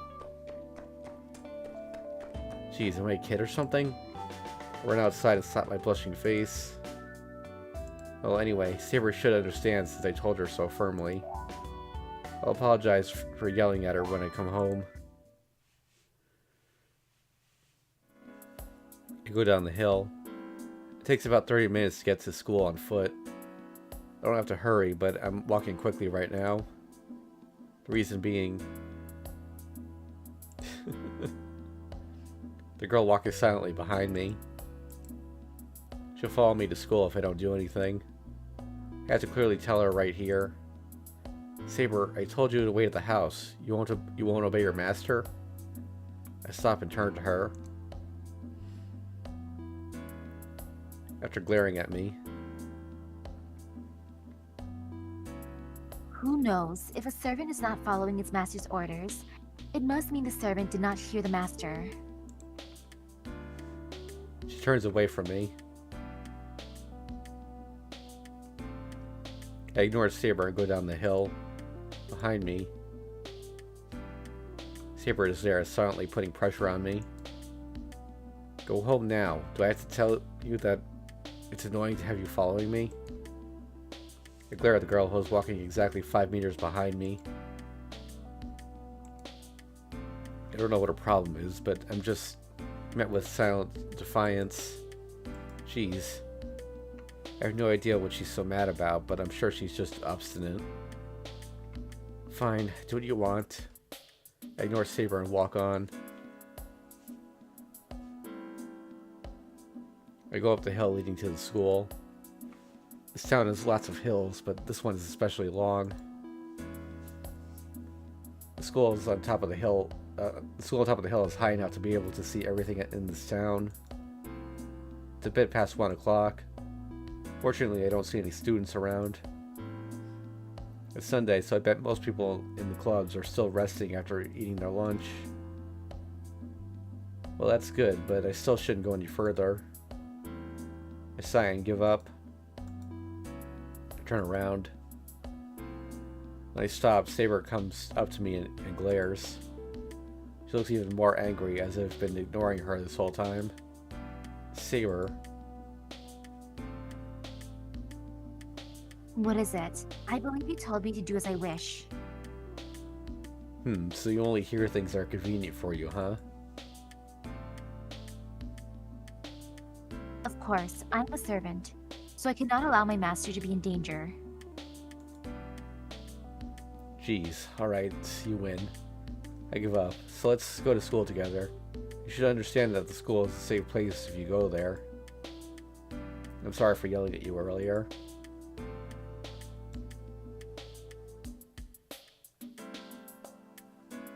Well, let's make up a story for you. You're a relative of my father, and you came here to visit and sightsee. Is that alright? I walk up the hill with Saber. Oh yes, I do not mind if that is convenient for you. Alright. That's what we'll go with. Yeah, if you would have met them sooner or later, so it doesn't matter if I introduce them to you now. That's right, Saber is bound to meet Sakura and Fujine if she's staying at my place. Oh yeah, I forgot to ask you, but where'd you get those clothes? Rain gave this to me. She said I will need normal clothes since I cannot turn to spirit form. That's unexpected.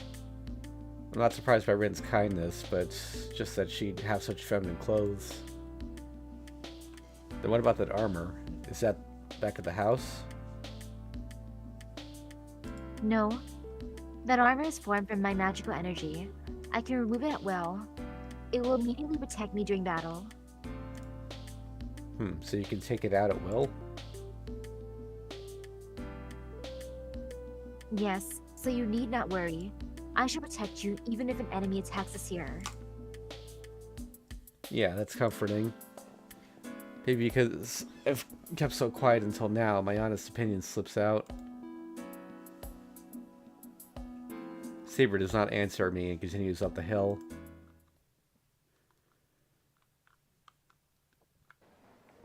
We reach the school gate. Oh well, I guess I'll just pretend I'm showing a new student around school. Saber, if anybody stops you, just shake your head. It'll be great if you can make an expression like you don't understand Japanese. I turn to Saber.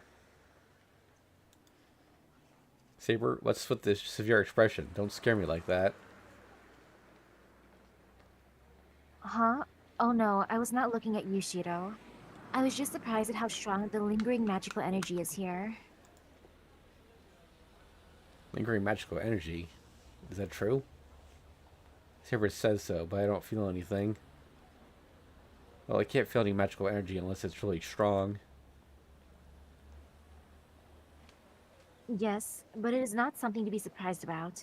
Rain is in the same grade as you, correct? This is a place where a great magus has gone for over a year. I am sure she has a workshop, so some magical energy will flow out no matter how well she may try to hide it. No, it seems the magical energy Saber feels is from Tosaka. She's pretty stupid for getting her magical energy sensed even right before you went inside. Wait, is she there right now? No, it does not seem she is in there. I should be able to feel the feel the energy more strongly if she is.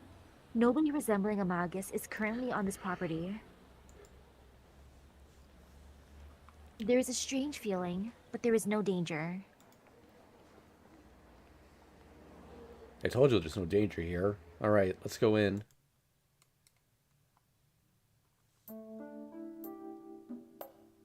Oh, Emiya? What are you doing? Are you in charge of her meal? A person that knows you that knows you well comes in handy at a time like this. Mitsuzuri Ayako, captain of the archery club, even figured out why I was here just by seeing me. I'm here to deliver her lunch, as you guessed. Is Fujine here? Yep, man, you saved us. We were worried because she was hungry and started getting edgy. The cafeteria's closed, so we were considering going somewhere to buy her food. Was it that serious? Wait, were you thinking of going to Toyotsu by yourself? Where else can I go? We're short on money already, so I can't be spending money on emergency food. As expected from Mitsuzuri, the woman who hates to waste money. By the way, Toyoetsu is the name of the supermarket in the shopping district. In the archery club, anyone resting their arms and taking a break is sent on a grocery run as an exercise. It's a contradictory custom because even though it's an exercise to rest your arm, you have to carry back a lot of groceries. That's some misfortune. Here's the lunch. It's a bit late, but go ahead and give it to Fujine. I held out the bag. Wow! 3-layered box lunch. It's been a while since I've seen this. You're good at doing small, intricate things. I don't know what she's happy about, but she smiles. Oh yeah, she's good at mass production.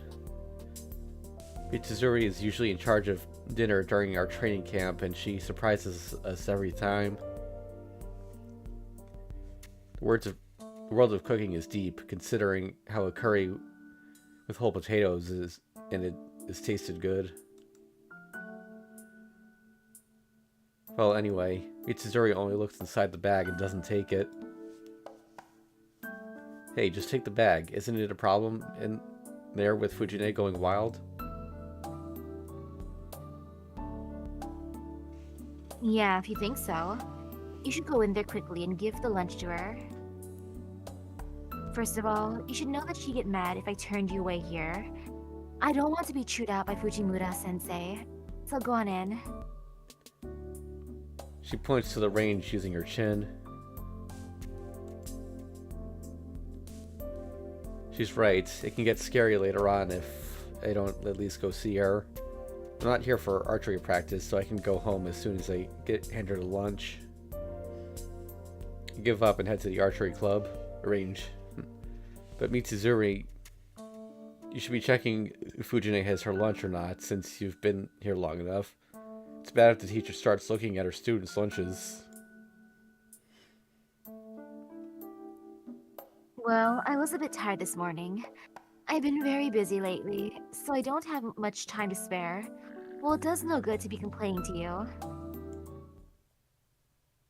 Then she suddenly comes up to me and whispers into my ear. So, who is she? She's really beautiful. Do you know her? Her voice is tense as she asks. Yeah, you'd usually be surprised to see Saber. All the more if she's coming into the archery range after me. So, is she an acquaintance of yours? It's kind of complicated, but let's just say she is. And if you can go around and tell everyone not to make a fuss about her when we go in, I'll be indebted to you. Alright, I'm curious. But I like that condition. Don't take it back later, okay, Emiya? I open the door. Saber silently follows after me and Mitsuzuri. We enter the archery range. The range is as loud as a battlefield since it's right after lunch. Fujimura-sensei. Yeah, I think this is one of the other archery members. Fujimura-sensei. Misaki-san is saying she's going to die of a stomachache. Oh, was it Cracker? Wow, poor Misaki getting food poisoning. Who would have thought? That's just her side hurting. I ate and I'm doing fine, so just give her some kelp tea.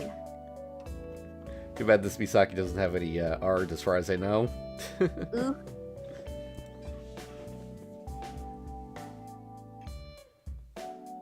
Sensei, I'm going to practice, so can you move the stove? It's cold in the corner of the range. Alright, since you have some guts, go run around the range 3 times in shorts. Go and beat that rotten character of yours into shape. Sensei, we have someone bleeding over here. Hitako-kun cut her cheek with a bowstring. You don't have to go to the nurse's office for this small wound. Just rub some of the aloe planted in the back on it.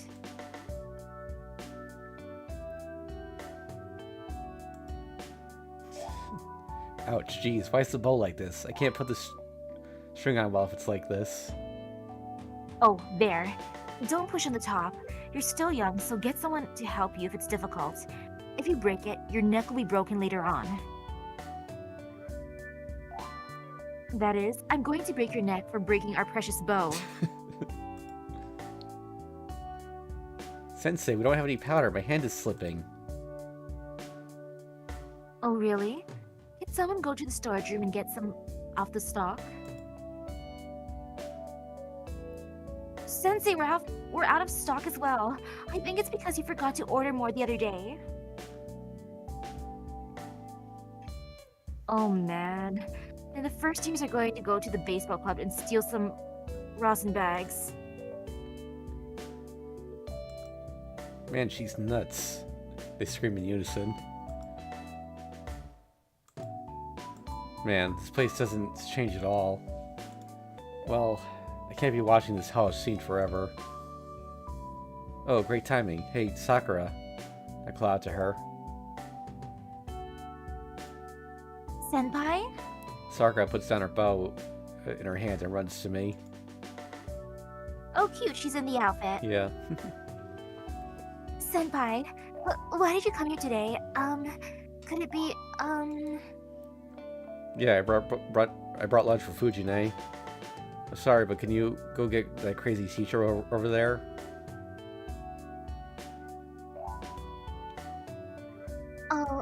Oh yeah. She was calling someone. I don't know whether where her cheerfulness went, but as she slumped her shoulders. That's it. Fujine's giving absurd orders because she's hungry, right? Might be too late, but let her eat this since I made it. Oh, I'm sorry for coming home late last night, and thanks for making me dinner.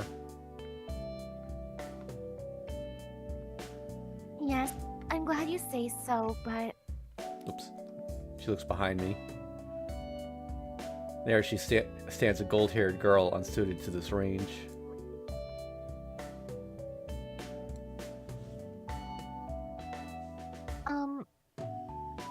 Senpai? Oh, was I too late? I made some for you as well, but was it unnecessary?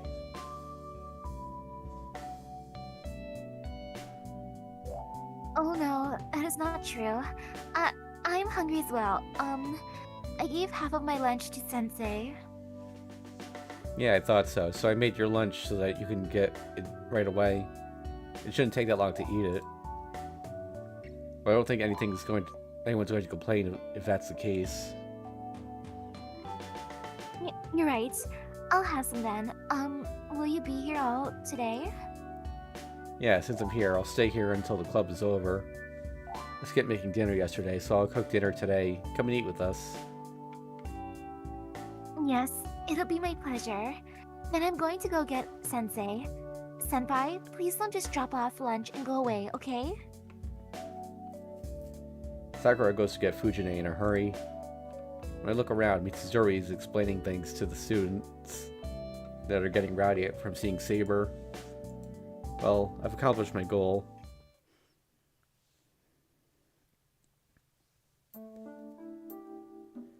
I'm full now. The sugar's flowing to my brain, so I'm finally up to par now. The break room. Fujine is munching on some sweet bean jelly as she drinks some tea. The only thing audible in the quiet dojo is the sound of arrows. Must be because Fujine is calm now. Sensei? I'm going to the range now, so excuse me. Alrighty. Oh, can you tell Mitsuzuri-san to come here? I need to talk with her. Okay. Please stay at your leisure, Senpai.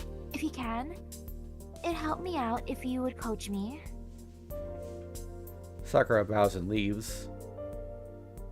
But when she does so, she looks uneasily at Saber, who is watching us quietly by the wall.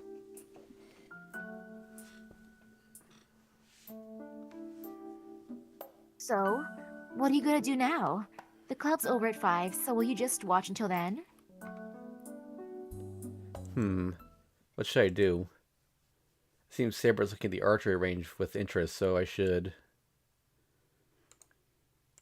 I actually don't know if I need to save here, but...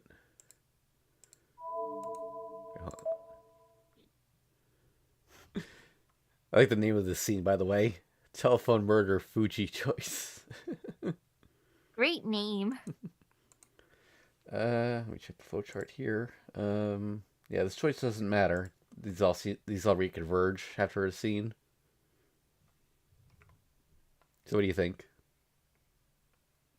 Man, it's tempting to help Sakura, but then this isn't her route, so Yeah. I want to go around the school. All right, so show Saber around school. Yep. Well, we're at the school already. I'll go and show Saber around. I'm gonna take a walk. I'll come back after I walk around a bit. Take a walk? That's fine, but you have strange tastes. Hitsugu-san also had dull hobbies, so you're like him? Myself aside, I don't think taking a walk is a dull hobby. I don't want to compare the two, but going on a date is like taking a walk as well. Hey, dates are different. That's more like a chore to go eat lots of food. I'm saying that aimless behavior is called taking a walk. Well, I'm going. Well, yeah, I'm taking the walk inside the school, so I'm not going to buy you any gifts. There aren't any street stalls here. Oh yeah, the cafeteria's closed, and the home economics room is closed too. I guess it can't be helped. You don't have to bring me back anything, so come back quickly. Okay, Emiya-kun? At the end, she calls me by my last name like a teacher. Wave my hand to call out to Saber.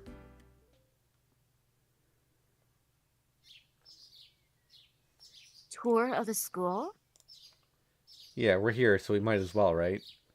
It should be boring for you as well to just stay in the archery range. You are right. I was not bored, but it is indeed worthwhile to look around the school. I shall check in person to see if your school is safe or not. Oh wow, it was just a suggestion, but it seems Saber likes this idea. Well, it seems her expectations differ from mine, but I'll ignore that fact and show her around the school.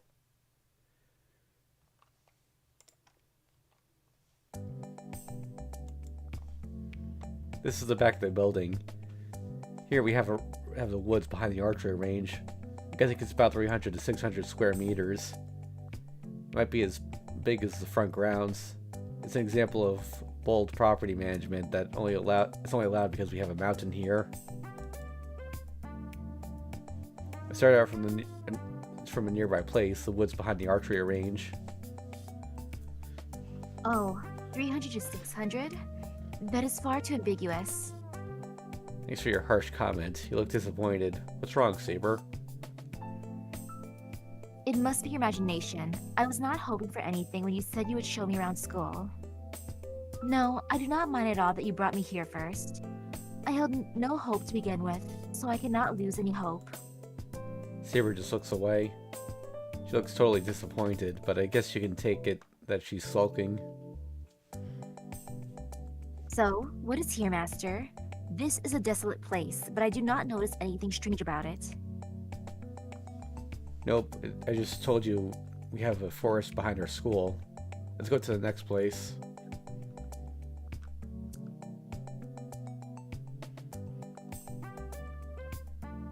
So this is the school grounds. Don't get too close since the track team is running there right now.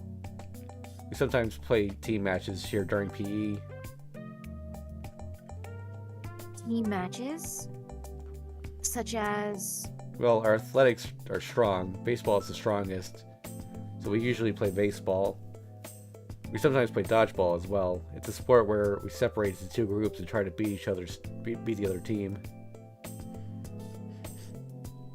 Oh, I heard the word team match, and I imagined something where the people follow the vanguard. I guess I was wrong. I think whatever Saber imagines is very dangerous. I don't think I should ask her about it. Well, it's a sport to compete for points. People running right now are competing too. They're using how fast they can run 50 meters as points. Saber looks around around an interest. What is it? Are you looking for something? No. I saw a sport before, and I was just wondering if such a sporting ground was here or not. I do not understand other sports, but sport looked fun to me. Oh, a sport you want to try? Could it be tennis? We have some courts around back.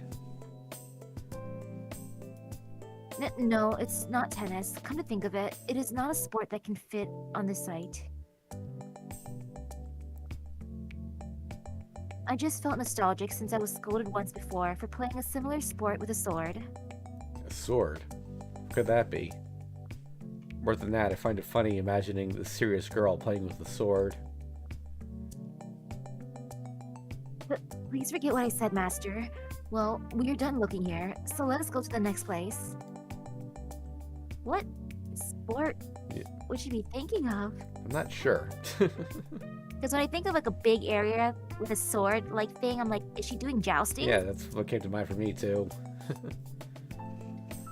Saber pushes me to keep going with the tour.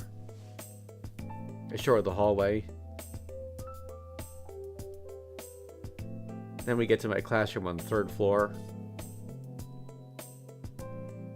So, this is Master's classroom. I was unsure when I was walking down the hallway, but this is within my tolerance level. Tolerance level? You mean if this place is safe or not? Yes, I felt the same magical energy in the hallway as I did at the gate, but I do not feel any magical energy in this classroom. Only Rin's magical energy fills the hallways. For now, I do not see any factor that will be a danger to you. Saber's tension goes away. I think it's going too far, but Saber's been looking through the school for the sake of my safety. To be honest, I'm happy. It's only been a day since we made a contract, and we don't know anything about each other. But I understand that Saber is thinking of my safety over everything.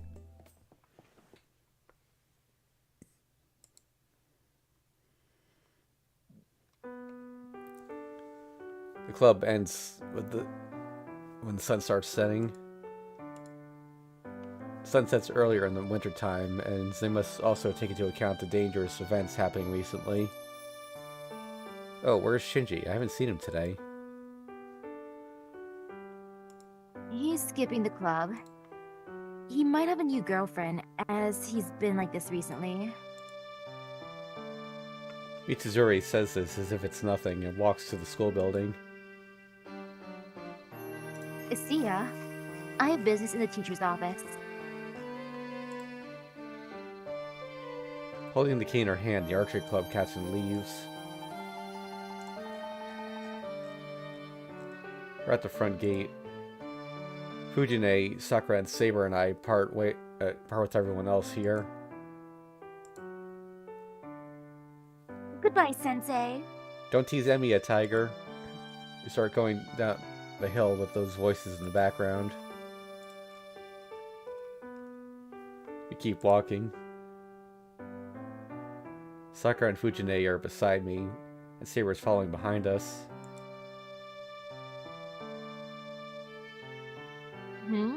Why is that girl following us? Then, it seems she only realized it now. Hey, do you know her, Shido?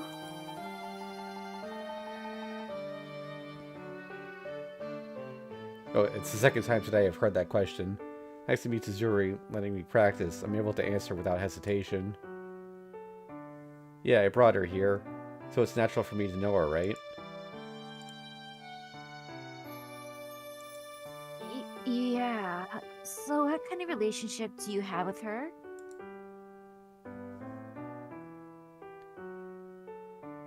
The first line was, I have never heard of Shido having a foreign friend. I think the first line was Sakura. Yeah. No, she's my friend, but an acquaintance of my father. Not my friend, but acquaintance of my father. I guess she's the daughter of a friend of my father. Kiritsugu-san? Then this girl came to visit Kiritsugu-san? Yeah, she'll be staying at my place for a while, so please give her your best regards. Huh? Sakura and Fujine give the same reaction at the same time. Well, it's natural for them to be surprised. Wait, Shiro, are you going to be living with her? No, Saber's only staying for a short while. I'm only letting her stay here. It's like a hotel. It's nothing to be surprised about, right? Um, she's called Saber-san, Senpai? Yeah, I know it's a strange name. I think she has some strange aspects considering she's not used to Japan. Oh, she might seem a bit blunt, but she's actually really kind. It'll help me out if you can be friends with her, Sakura. Okay, that's fine, but... Sakura looks away from me and looks at Fujine as if asking for help. Fujimura-sensei?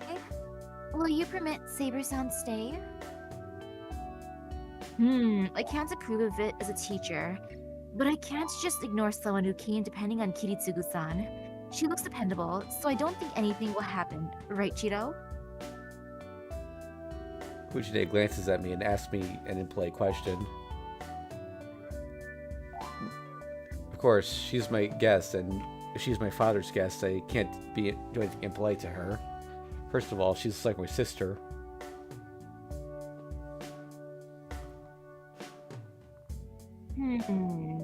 How old is she? She looks younger than Sakura-chan.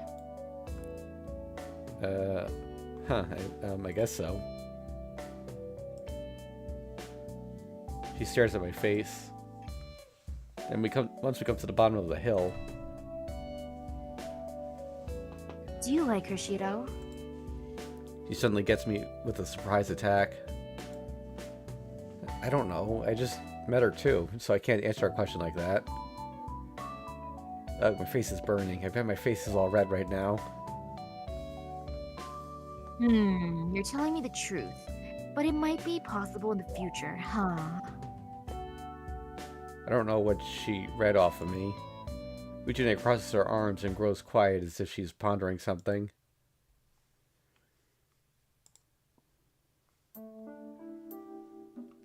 To sum things up, Saber's stay was approved. I guess it's fine. It'll be a good experience if you consider this as a homestay. This place has a lot of empty rooms, you know? Fujine makes up her mind. Sakura was silent the whole time, but... Okay, it's not something I can protest about. She seems to understand in the end. So it's dinner time now. Put extra effort into it as a welcome party for Saber and thanks for the last night. I prepare minced bonito salad, fried chicken, meat stew, and tempura of every kind. Dinner consisting of various dishes.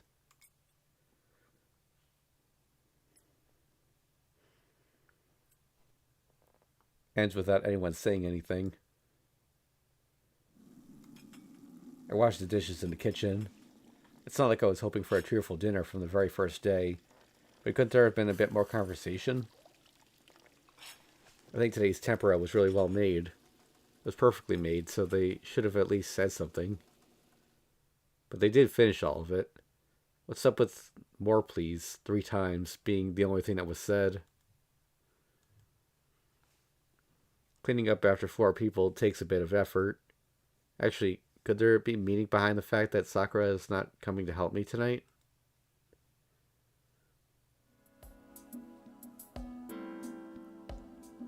Well, dinner's over, so I guess it's time now. Like her tiger mug there. Fujine looks at the clock while drinking her tea. It's past 9 o'clock. They usually go home around this time. Fujine, can you walk Sakura home if you're going to go home? I call out to her while doing the dishes in the kitchen. There's no reply. Fujine is watching TV like she didn't hear me. Hello? Didn't you hear me, Fujimura-sensei? go to the living room and tap her head. Then, I'm sorry, but I can't do that. I won't be able to take Sakura-chan home for a while. why? Do you have to do something? No, it's because I'll be staying here starting tonight. It's as if it's already decided. Excuse me?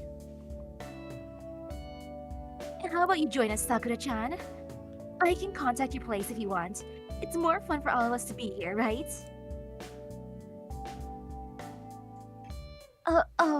Yes, please. You're really dependable, Fujimura-sensei. Wait, why is Sakura so enthusiastic?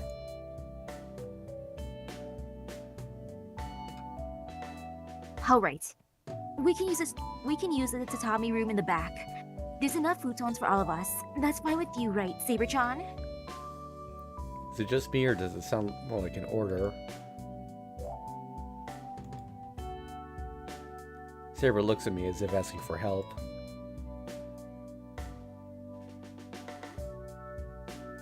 This will be a problem, Shiro. I am to protect you. I cannot do so if I'm in the same room as them, and I would not know how to interact with them. Sorry, I can't stop Fujine. It sounds like Fujine's using her proposal as an exchange.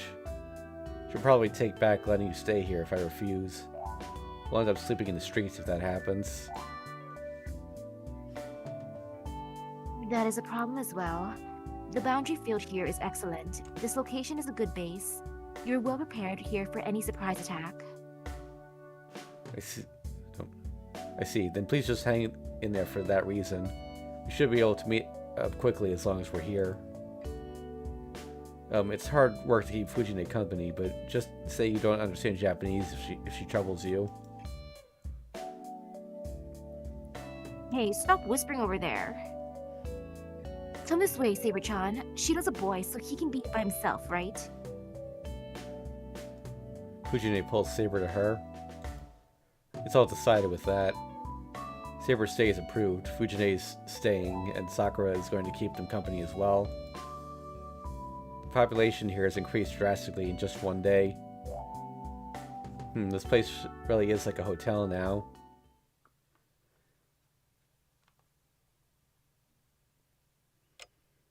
It's bedtime.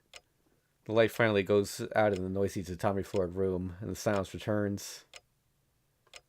They say it gets noisy whenever women gather, and I guess that holds true even for the quiet Saber and Sakura.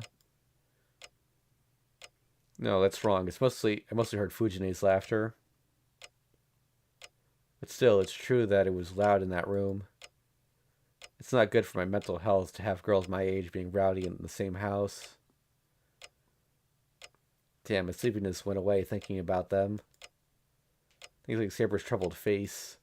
If Saber and Sakura are getting along, and whether Fujine is thinking at all or not. I get a headache the more I think about them. It's like this. It might have been better to have Saber sleep in the room next to mine. It's 11 o'clock. The lights are out and the house is dead silent. I quietly made my way to the door so that I won't wake anyone up. Oh. I go outside. The moon is bright and the wind is cold. Under the winter sky, the world is silent as if it's frozen.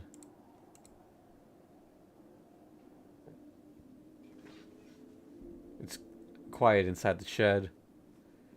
This is the place where Lancer cornered me last night. This is also the place where Saber appeared. The entrance is open and it's dark inside, as if to drive away anybody that might enter. I go inside. I shut the door to keep the air out and turn on the stove. Shoot at least 200 arrows a day, huh? The teaching of archery focuses on accuracy, piercing strength, and endurance. Accuracy is how well one can hit the target. Piercing strength is the power to pierce the target. And endurance is to maintain the accuracy and piercing strength. I think there was something in an archery manual.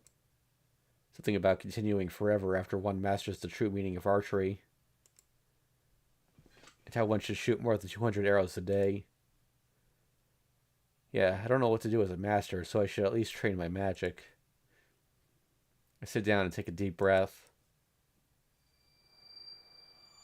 I adjust my breathing and start my usual training. My mind imagines the same thing, an image of a sword that pops into my brain. I ignore it and clear my head even more. After letting magical energy flow through my body, I start the strengthening magic like always. The magic that I succeeded at for the first time in a few years last night. I have to repeat it before I forget the sensation. Trace on. I narrow my eyes and breathe out. That's all for now. I forget about the Holy Grail War, Saber, and Tosaka once I start this process. I clear my head from all hesitations. But during that process, the thought that Tosaka might be doing the same training never escapes my head.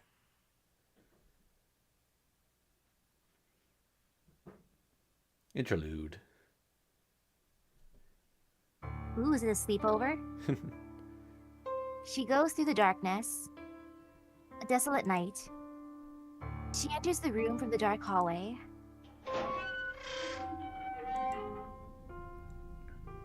This is a room in a building somewhere. There are about 50 workers here. Most are male, and most of them are scattered about like puppets with their strings cut off. She grits her teeth. The darkness is helping her as she cannot see well. The air in this room is filled with the rotten smell of plant. What is this smell? Can you tell, Archer? Opening the door and the windows, she asks someone behind her. There is no one there, but there is a presence thicker than air behind her. It must be a wish's potion, the one that destroys love. Hemlock? What? The culprit not only took their magical energy, but made the men impotent as well? Then it must be... Wait.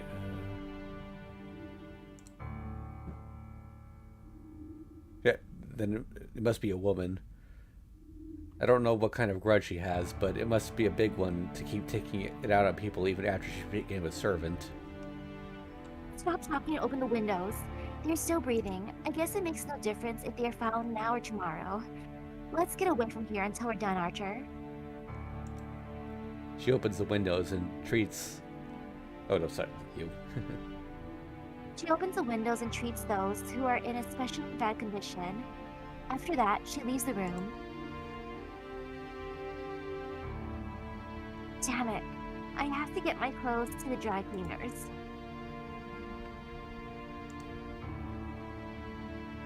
She sniffs her coat. She didn't touch it in particular, but her coat smells like rusted iron. The room was sealed, and the floor of that room was covered in blood that the people threw up. Is that why she wears red, to hide all the blood stains? The presence behind her takes form. What appears behind her, Tosaka-rin, is a knight in red. It is Archer, who is protecting her in spirit form. So, are they all flowing towards the Ryudo temple? Yeah. All the life energy is flowing towards the mountain. The coma incident in Shinto and are all that master's doing. I don't know what kind of master it is, but such a thing is beyond human powers. If there's anyone capable of doing it, it'd be the servant caster.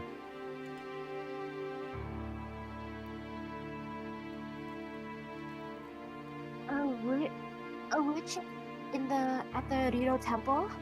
Then I guess they made a mistake last night. Mistake? Oh wait, do we have this backwards?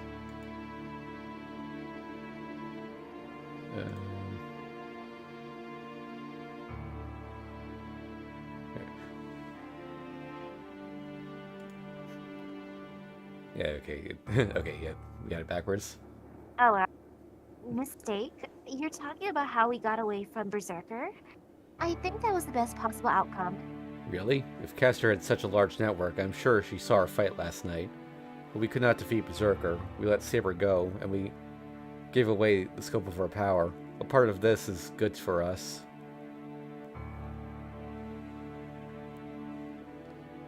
He speaks sarcastically, but Ring does not answer him. It is not a mistake that she made Berserker retreat and help Saber. And most of all, Archer has not shown the full scope of his power yet.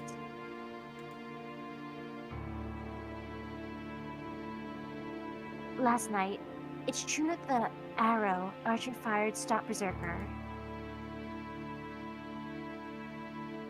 But the Ring has yet to figure out its true identity. The identity of that powerful noble phantasm. Rin.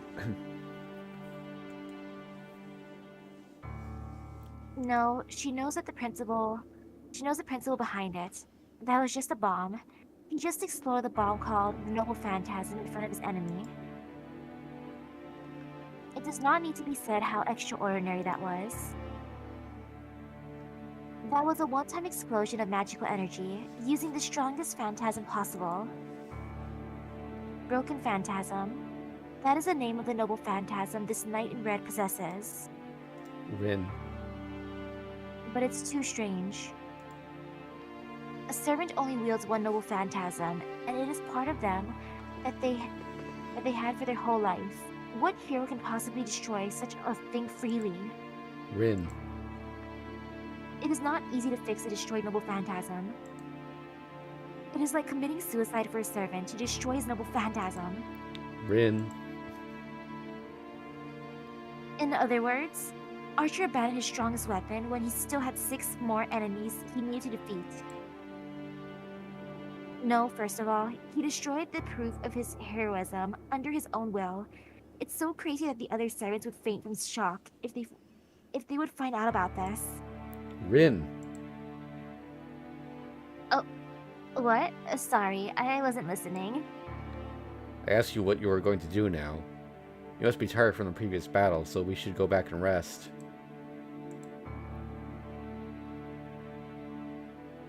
Rain clenches her fist at Archer's words. The previous battle, bone golems that were swarming in the hallway. She defeated them all by herself. She did not need Archer's help, nor did she want it. Most of all, she felt anger towards the enemy who was breaking the Magi's rule of not involving innocent people. That's why she destroyed them. She mercilessly eliminated every one of them. She did not show any sympathy, even if those bones could have been a living person just hours ago. So the Unlimited Blade Works anime actually showed that scene, and I thought it was a new scene, but I guess here they just described it. It didn't show it, and that's why I didn't remember it. Oh.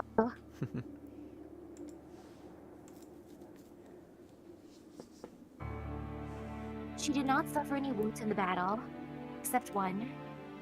Since she fought while suppressing her nausea, she cut her lip from biting down on it.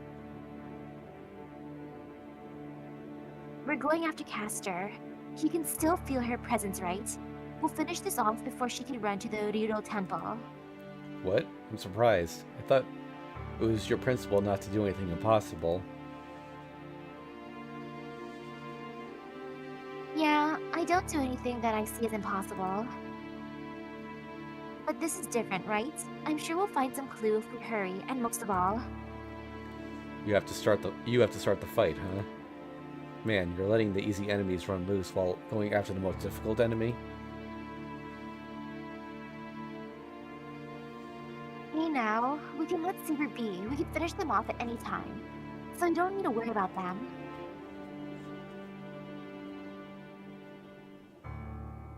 We don't have to go out of our way if they're not going to do anything. I'm going to let them go as long as they hide in their house. So will it be a different story if that master is in front of you? For example, if Emiyashiro shows up in front of you without a care that he's a master.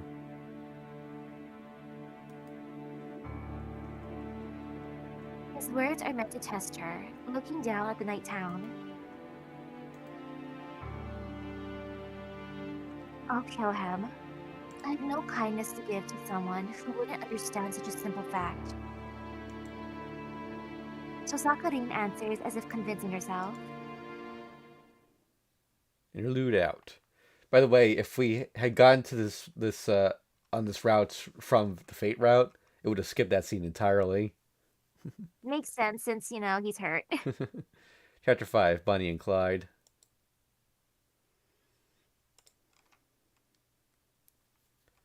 This is a story from a winter 5 years ago. It was a night with a beautiful moon. I wasn't doing anything, just watching the moon with Kiritsugu. Even though it was winter, the air wasn't cold. The corridor was a little chilly, but there was a good night. It was a good night to enjoy the moon. Back then, Kiritsugu didn't leave the house often. Not going outside, he would just laze around the house carelessly. I regret it even now, thinking back to it. Why didn't I notice that it was like the actions of an animal that knows its time of death? I wanted to be a superhero when I was a child. Suddenly, that man himself, a superhero in my child's eyes, said that as if yearning for it. What? What do you mean by wanted? Did you give up? I became angry and asked him. Kiritsugo laughed apologetically and looked up at the sky. Yes, unfortunately. Being a hero is a time-limited thing, and it becomes hard to call yourself that when you grow up. I wish I'd found that out earlier. I agree with that. I don't know why, but I thought it couldn't be wrong because Kiritsugo said so. I see, then I guess it couldn't be helped. Yeah, it really couldn't be helped. Kiritsugo answers. So of course, my recent response was determined. Yeah, it can't be helped, so I'll take your place. It's impossible since you're an adult, but it should be alright for me. Let me take on your dream. I'll make it come true. Before I could finish, my father laughed. He made a face he didn't even need to hear, like he didn't even need to hear the rest. After breathing in, Kiritsugu said, Yeah, I'm relieved. He quietly closed his eyes and his life ended. That is a story from a winter 5 years ago. It was a parting that determined the course of Emiyashiro's life. It was the night that Emiyashiro decided to become a superhero. There's no way I could forget it. I never said it, but I clearly remember it. The figure of the man who saved the boy who was left to the fire. Kiritsugu held up the dying child and said, Thank you. He said, I'm thankful that I found you. He made a big smile and thanked someone, as if he was saved by rescuing someone. The emotion I felt back then is still engraved in my mind. Nobody saved me. I couldn't save anybody. In it all, I was saved, and the person who was there to save me. That's why I decided to become like him. Become a superhero so that I could save people and let no one be killed, just like him. Even if it may be a childlike fantasy, I yearned to become one. And thus, Kiritsugu, the embodiment of my dream, died peacefully, leaving me his dream of becoming a superhero himself. It's only natural for a child to succeed his father. Miyashiro must become a superhero and save someone just like the old me. I swore so as a child. To fulfill my dream of the man I admire most. But to be honest, I'm still wondering if my idea is the right one. Where my idea comes from. What I can do, even despite me being just an amateur. How to make the dream of making everybody happy, which Kiritsugu always talked about, come true. Oh, and what I can do now that I'm a master. There are just so many things that my head's going to explode.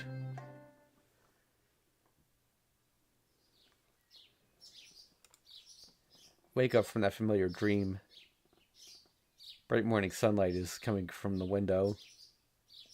I feel a bit chilly, but I guess it wasn't bad enough for me to catch a cold. Jeez, I fell asleep here again. I shake my head and change my uniform. It's a bit before 6 o'clock. I bet Sakura's already up and preparing breakfast. I go outside and breathe in the fresh air. It's a nice morning. It'd be much more comfortable if there weren't 3 girls in the house. Oh, let me correct myself. There are only 2 girls in the house. I don't want to classify Fujine as a girl. Anyway, now, let's put a save down here. Poor Fujine. Okay, so if we go see how Saber's doing, we get a Saber point, which we want, so...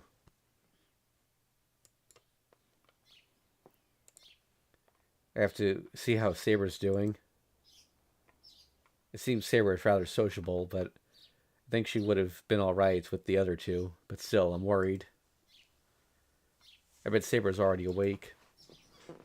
There's only one place she can be. Sakura's in the living room, so Saber should be... Saber's in the dojo as I expected. Shiro, what is it? I believe it is still too early to wake up. Huh? No, this is normal for me since I have to prepare breakfast. I see. I am surprised at how early you wake up. Oh, it must have been really unexpected that she looked surprised. I guess I'm an early riser. But why were you surprised? Did you think I'm the type that sleeps in?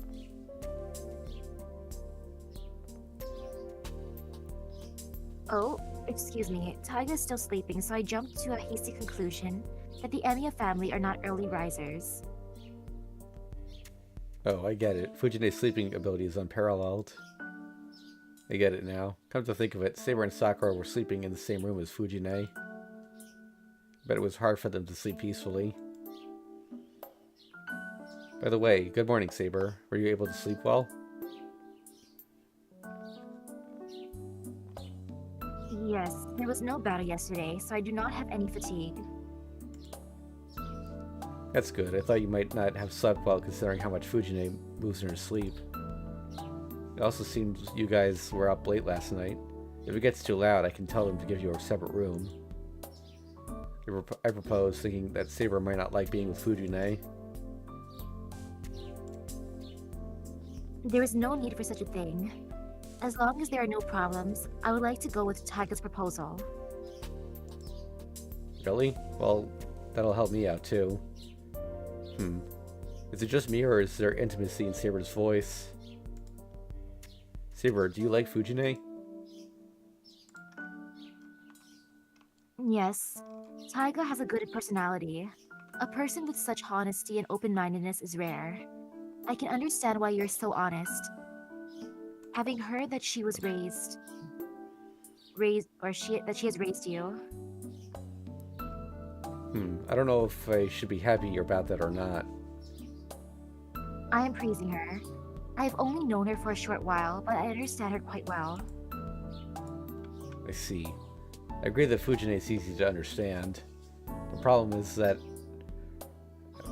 is after that, whether you can understand her logic or not. But that's a whole different story. Then you're able to then you're able to get along with Sakura as well, right? Sakura isn't as bad as Fujine. That is true, but I still do not fully understand her. It is not enmity, but I feel that she is still on guard. So you haven't spoken with Sakura yet?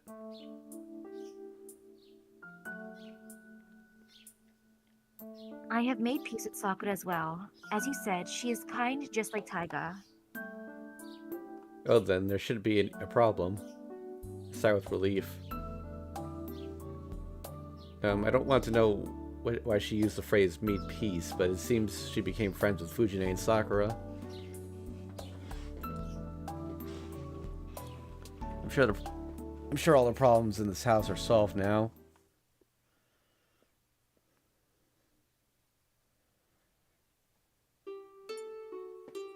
Everyone says itadakimasu. This is the first time I've had breakfast in a group before, and it feels rather relaxing.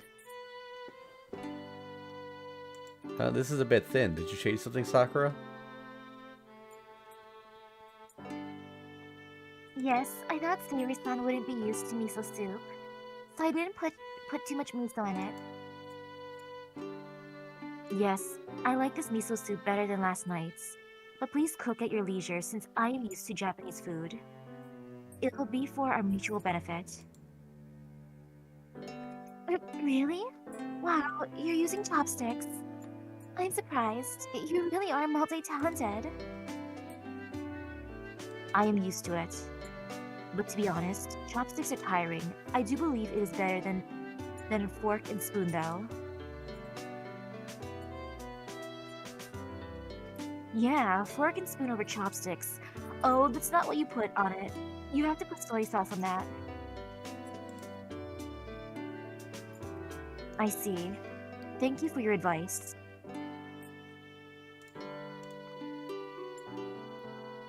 No problem. I'll take a dried seaweed as a reward. Give me seconds, Shiro. Here, don't eat too much to fall asleep again. Sensei? I think you should hold back if you're going to be participating in the morning practice. This is fine. I have to eat a lot to make it until lunch. And you're not one to talk eating rice balls after the morning practice. You knew about that, Sensei? Heh. I was watching you because you were in the corner acting suspiciously. You shouldn't, you know. A girl your age shouldn't eat 2 meals in the morning. The devil comes down on your scale like a terrorist. According to my estimate, your weight right now is... No, please don't, Sensei. I won't cook anymore if you say it. Man. And I only eat like that once in a while. It's not like I do it every day. Really? I thought you made rice balls every day since you always cook extra rice. Oh. You knew, Senpai? Whoops, that was Hiro's line. Oh well. Huh? That won't do, Sakura-chan. Shiro's pretty sharp on details. I bet he knew from the first time you did it. You made it. First time? You mean during summer last year?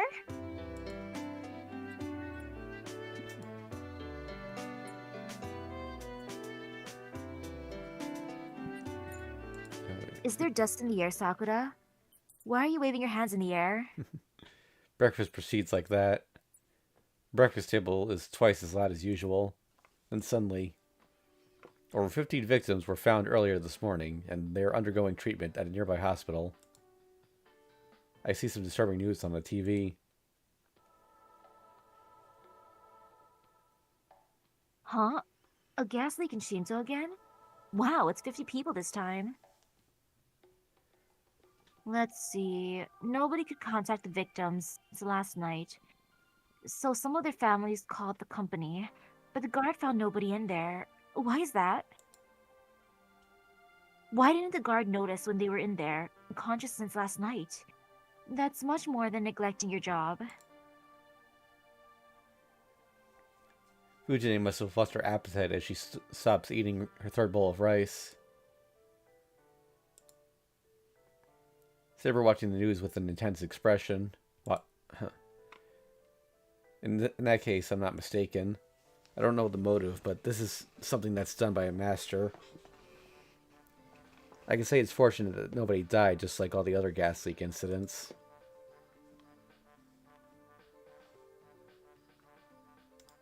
Man, it's getting really dangerous. You can't work in Shinto for a while. You have some money in reserve, so take a break during times like these, okay? I'm happy that she's worried about me, but I can't reply to her. I know this is no time to be working, but I'm sure I won't be able to come home as often now that I'm in a war. Then if I'm ever late, I'll have to lie to them that I'm working. After finishing the cleanup, I go to the front door. Fujine and Sakura already left for their morning practice. Saber is following me like she did yesterday. I can't let her do so today. The weekends are fine, but there's no way I can take her to school on a weekday. Saber, this is as far as you're coming. Stay here while I'm at school. You'll attract a lot of attention if you come to school. Masters shouldn't stand out, right? She must not agree, as she protests silently. I'm saying that it's alright. I won't be attacked where there are people, so the school's a safe place. In any case, I can manage protecting myself.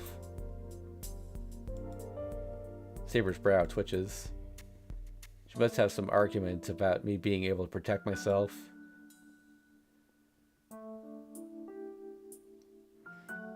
Let me ask you, does it mean you can beat the enemy by yourself? Of course not. I'm saying I can avoid danger by myself during daytime. I won't go to places with no people, and I'll come home before dark. You can let me do that. You can let me do so, right? You have to rest to preserve your magical energy, so you don't have to follow me.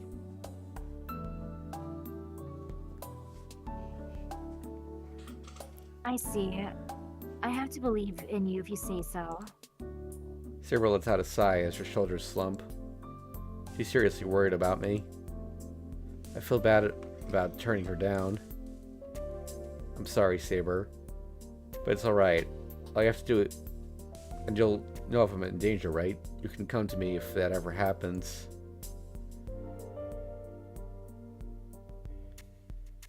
No, our connection is weak. The only time I will sense your danger is when your life is in danger. It would be too late if I head out at such a time. Then I should call for you myself?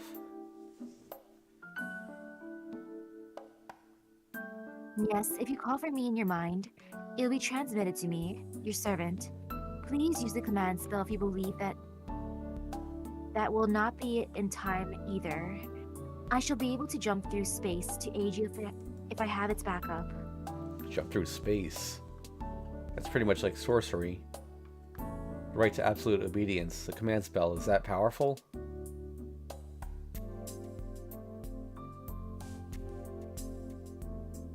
Alright, I'll try my hardest not to end up in such a situation. I'll come home before dark, so please stay here. I wave goodbye to her and open the door. Then... Yes, please be careful, Shiro. Your school's abnormal. Please be on guard all the time. Please do not go near Rin. Saber says a strange thing and it's a serious expression. Are you saying Tosaka will attack me at school? That's impossible. She's a true magus. She's bound by the association's rules to avoid involving innocent people. And most of all, she wears the mask of an honor student. I think she'll greet me normally if I do see her. I would like to believe so. Rin is not the type to change her decision out of worry of how she appears to other people. It seems she feels hostility against you, so it will do no harm to be on guard. Fine, fine. I know it's needless worry, but I'll be careful. It's past 7 o'clock. It's later than usual, but I should still make it on time without hurrying.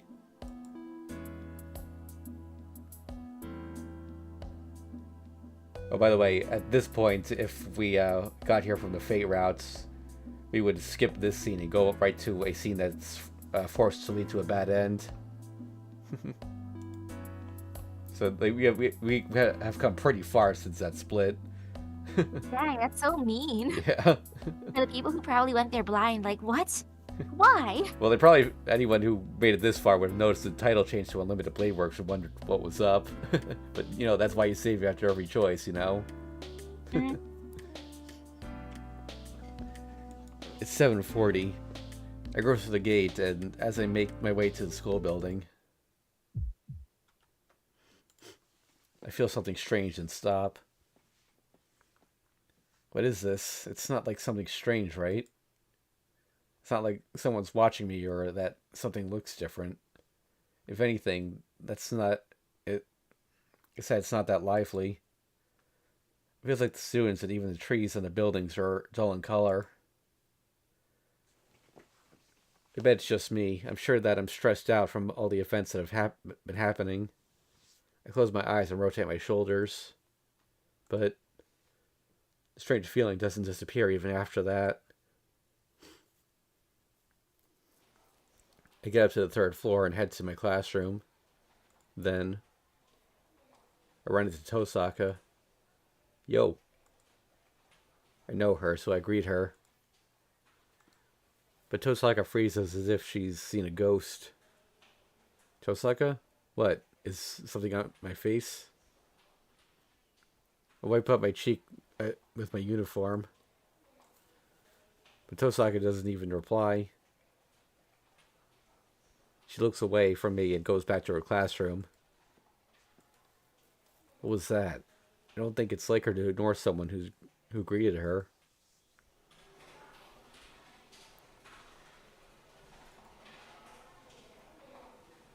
A strange feeling hits me again when I go to my classroom. Someone might have brought snacks in here as I smell slight sweetness in the air. The classroom's like always. I head to my seat while greeting the guys. There are about 10 more minutes until the homeroom starts.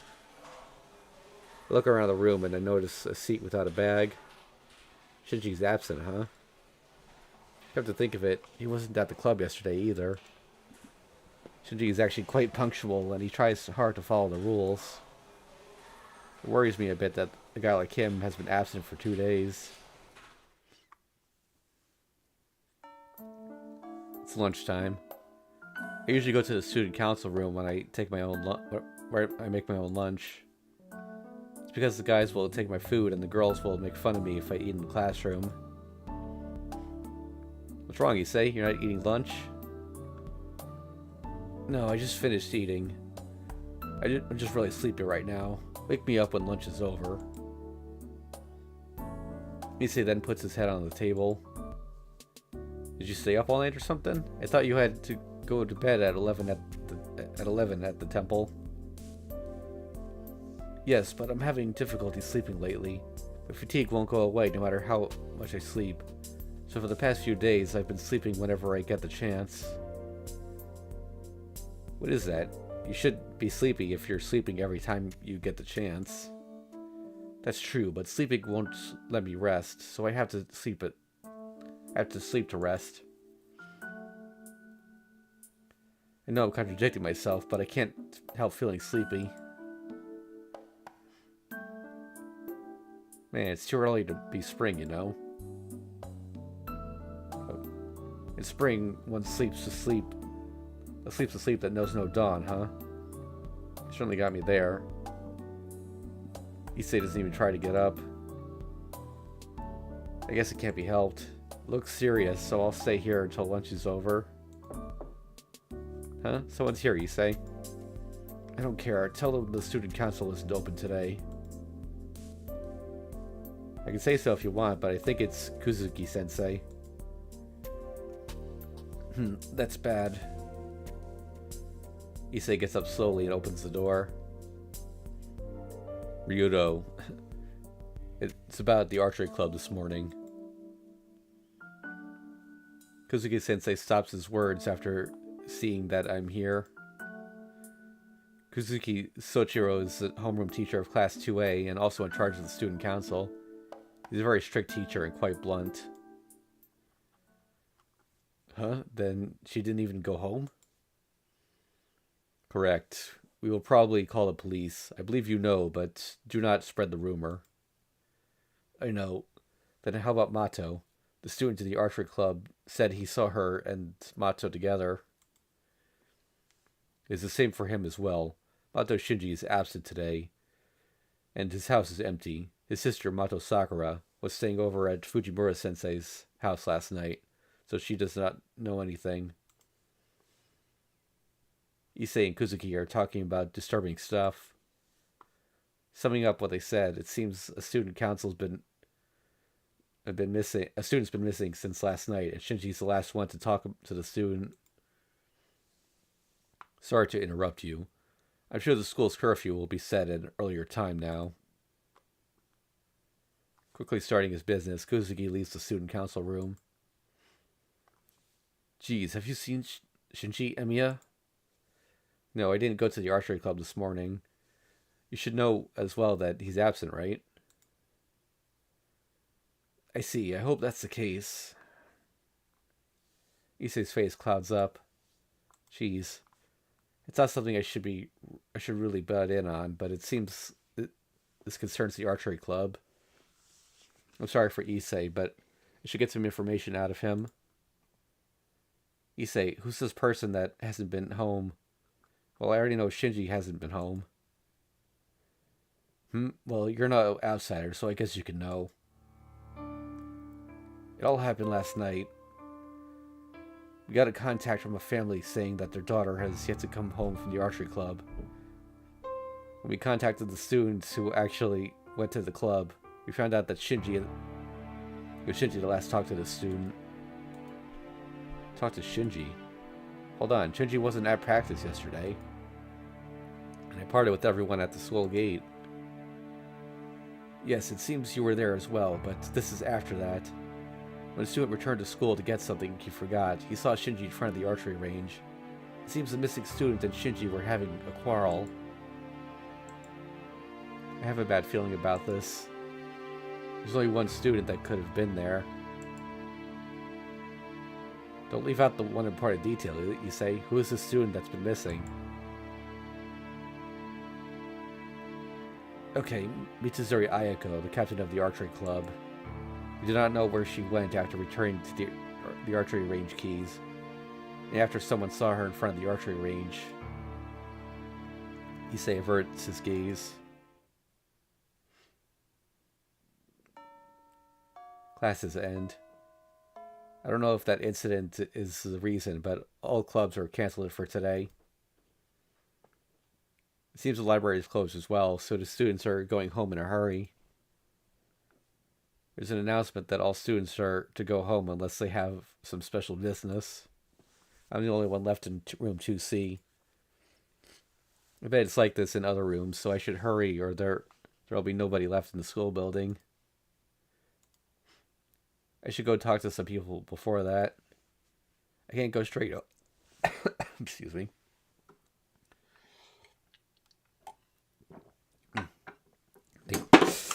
Fuck, hold on. God damn it. Drop my phone. Uh-oh, you okay? Yeah, I'm fine. I don't have a proper... what do you use to prop up your phone for your VTubing?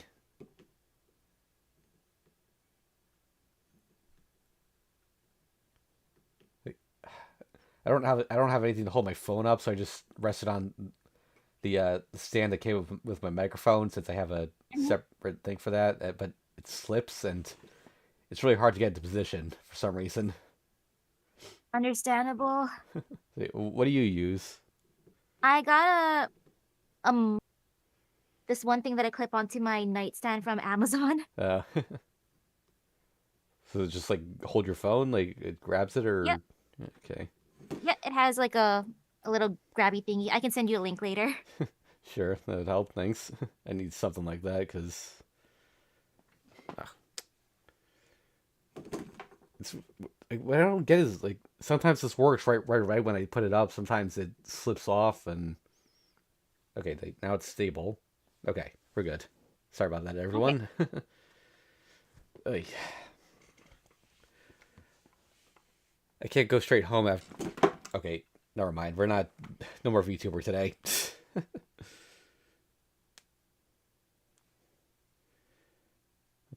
What happened?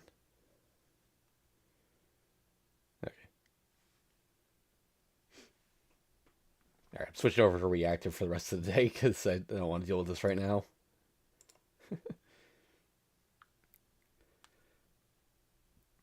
I can't go straight home after I found out Mitsuzuri's been missing.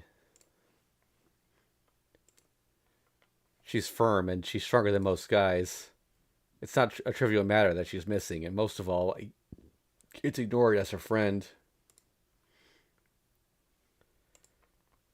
Sorry, Saber, I have something to do. I apologize to Saber and leave my classroom. I should go talk to people in Mitsuzuri's class, room 2A.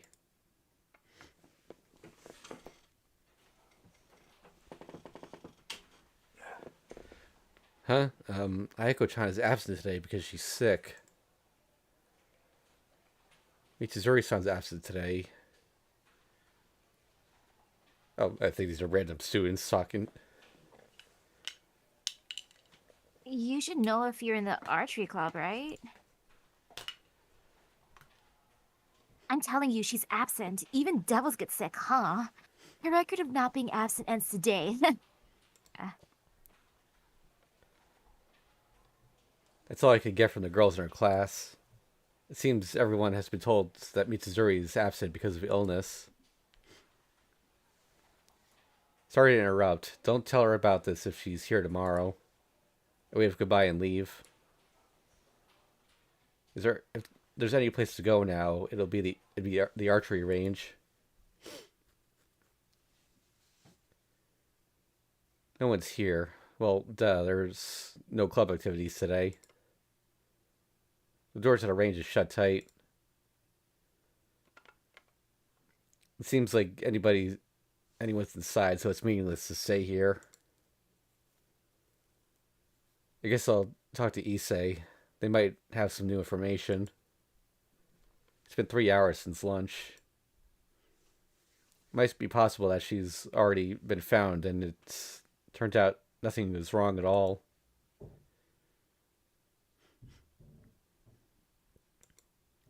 Man, I don't think the student council would be closed as well. There aren't that many people here now, so it'll be difficult to ask around. I'll go home for now. Fujine should know something about Mitsuzuri. I get my bag and go out to the hallway. The sky is tinted red. The sun is setting and it should get dark in an hour or so. I get to the stairs. As I start to walk down, I hear a sound above my head. I look up. There.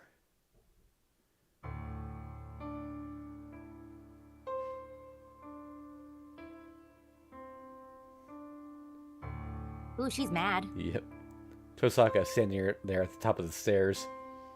By the way, this scene actually gets shown in the 2006 anime, even though it's supposed to be the Fate route. So even though this is where a dead end happens, he gets away in that version. Wow. Tosaka is standing at the top of the stairs. Oh, you're here too, Tosaka? She doesn't answer. First this morning and then just now. I think her glares are getting worse every time I greet her. What? I'm gonna go if you don't have any business with me. I raise my bag to show her that I'm going home now.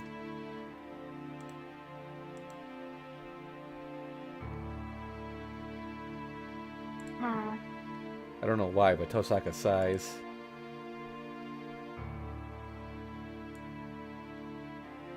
I'm stunned. Coming to school without your servant. Are you sane? She murmurs without emotion. Of course I'm sane. I can't turn Saber into a spirit form, so there's no way I can bring her to school. Then skip school. It's like asking for others to kill you if a master is walking without its servant. Do you know how stupid you are, Emperor-kun? What? I'm not stupid. Don't say ridiculous things. Masters don't fight in front of people, right? And it's out of the question to fight during daytime, and at school at that. Oh, then let me ask you, are there people watching us now? Huh? What's she talking about? I don't even need to check if there are people around. Huh? Why is this? Conveniently, there's no one here. There's no one on the third floor hallway. I'm sure that's the same for the fourth and the second floor. The red tinted building is quiet. I bet there are only teachers remaining on the first floor.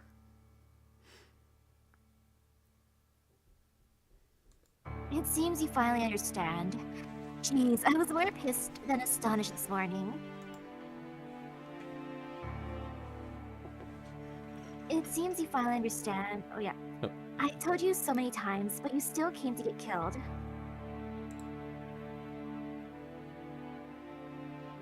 Saying so angrily, Tosaka rolls up her sleeve.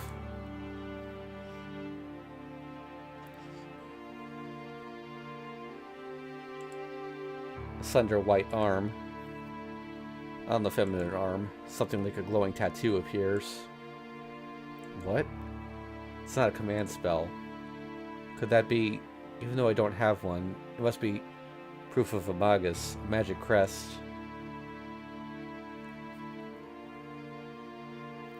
I don't even need to explain to you, right? This is a crystallization of the magic passed down by my family. I can cast any magic carved on here, just by filling it with magical energy. Yes, magic crest is like the attached engine, separate from the magic circuit in a magus. There's no difficult incantation or procedure to follow. It's an ultimate hastening mechanism that runs the car called magic just by turning it on. But the magic crest will not show up unless it is in use. Magic crest is like a separate magic circuit that is formed using the magical energy of the magus.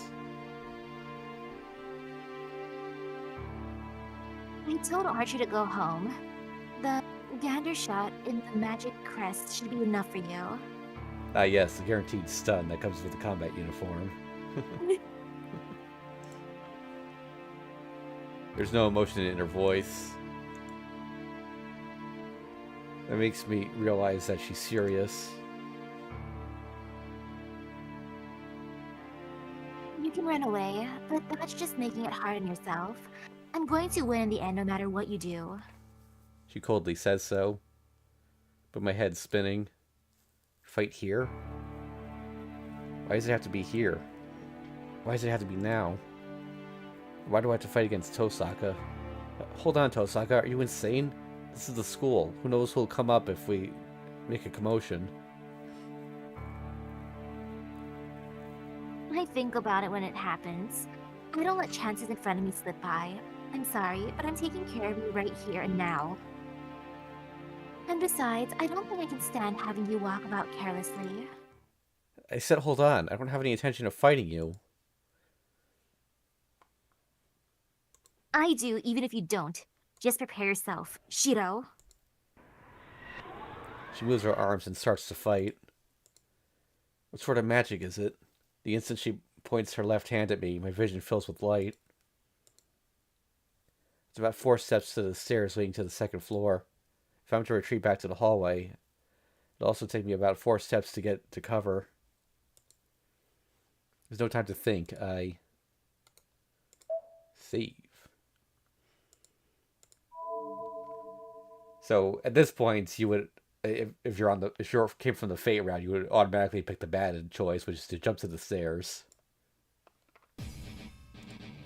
Tosaka's serious. There's no place to run. Even if I retreat back to the hallway, I'll jump down the stair.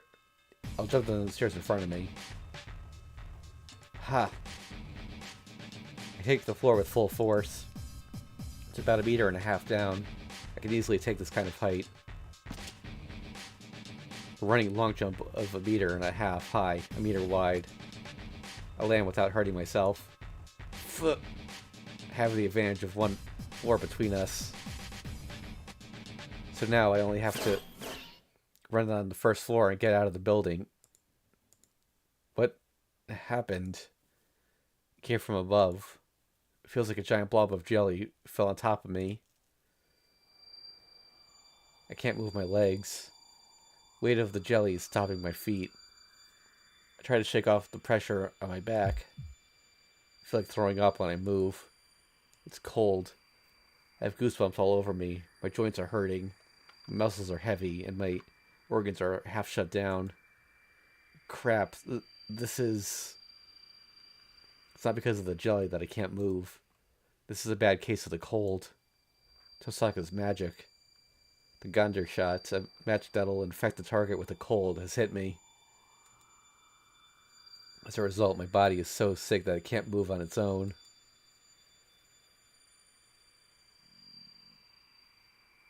Just as I expected. I knew you'd go there if I prepared an easy escape route.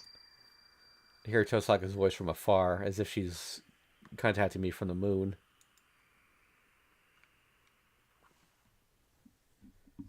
Let me apologize first. What I'm going to do now is as bad as taking away your life. Her cold finger digs into my neck. When I realize it's Tosaka's finger and try to flick it away, Goodbye. I don't think you knew, but I've always known you for a long time. my consciousness shuts down as if it's shorted out.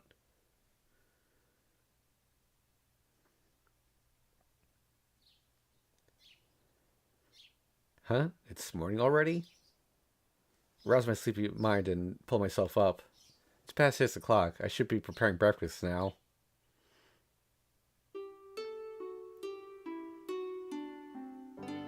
Good morning, Senpai. Breakfast is already prepared. Oh, I'm sorry. I made you do it by yourself again. I'll make dinner, so please forgive me. No, you can't do that. It's my turn to cook tonight, so please let me. Ugh, but I'd be relying on you too much if I made you cook breakfast and dinner. Let me cook tonight. I want to make it up to you for sleeping in.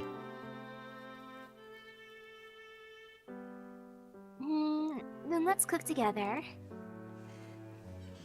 I'll help you, so please come home early. Alright, I'll cut work short today. I head to the table while apologizing to Sakura.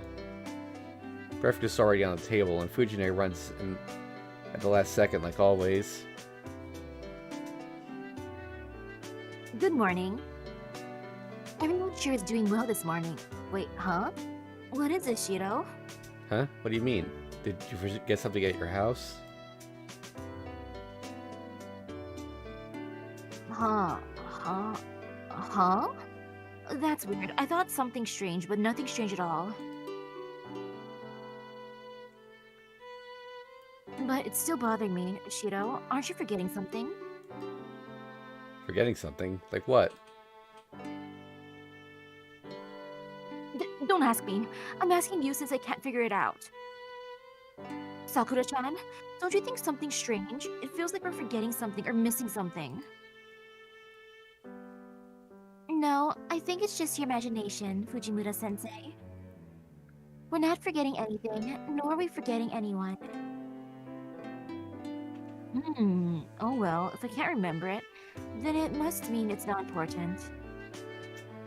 Fujine seems satisfied as she sits down and starts eating. This is a normal morning in this household. 30 minutes after Fujine and Sakura leave the house as well.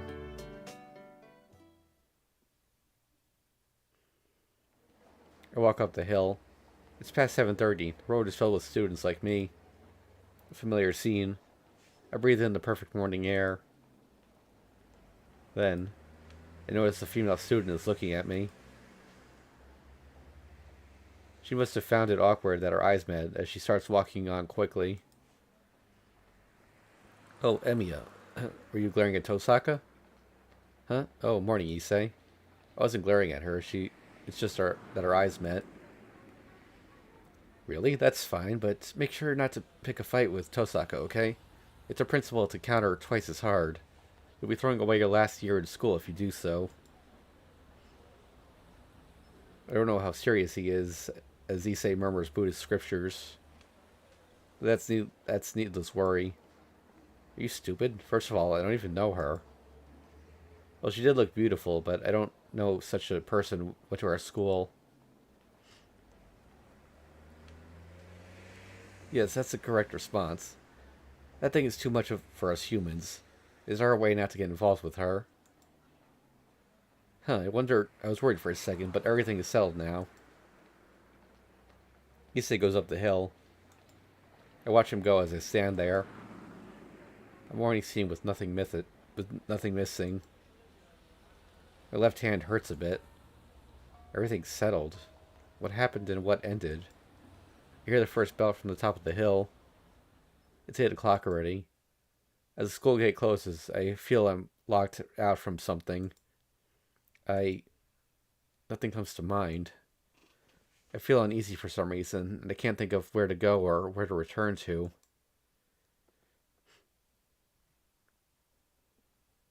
Bad end. Oh, that wasn't too bad of an ending, actually.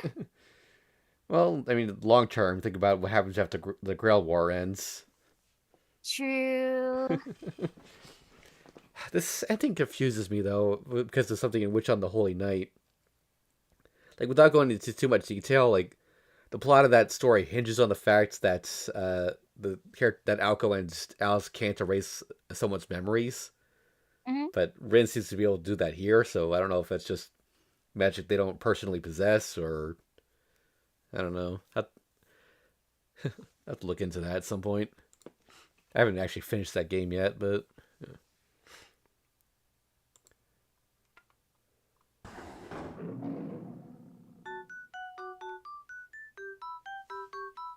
Congratulations, everyone. This is the true ending of Tosaka-san's route. Life is back to normal for Shiro. This is indeed a grand finale. Well, everyone, let's meet next time in Fujimura-sensei's route. We don't need Tiger. Oof. No way, you idiot! Lies that sound like they're true are not allowed. We can't have anyone tricked into confusion in the Q&A corner. You have grown strong, Furuma. Oh, Senpai. You look beautiful as always. Just go on and explain the situation, Buruma. Osu, there are two ways to get to this bad end. One is a simple mistake in your choice, getting shot at if you're stupidly escaping forward. And the other is a bit troubling, and that is the case where you come here from Saber's route. To put it simply, you need to restart in the morning of the 4th day. If the 5th day's title was Unlimited Blade Works, even though the title of the 4th day was Fate. To put it more simply, death to betrayers. That's wrong, Senpai. We came to this bad end because the alliance was not formed. It is not that Shiro betrayed you. Oh, that was weird. A little error message popped up in the corner. I think it said like a voice line failed to play. Oh, she's gone. Anyway, there are two ways to avoid this bad end. Escape when you're attacked by Rin. If the choice didn't appear, you have to restart from the morning of the 4th day. And a special tip to those that came here without seeing any ending. You can't clear Rin no matter what you do during your first play. It'll be smart to fight alongside with Saber as your master at least once. No skipping routes. Though apparently in the re-release you actually can do them out of order.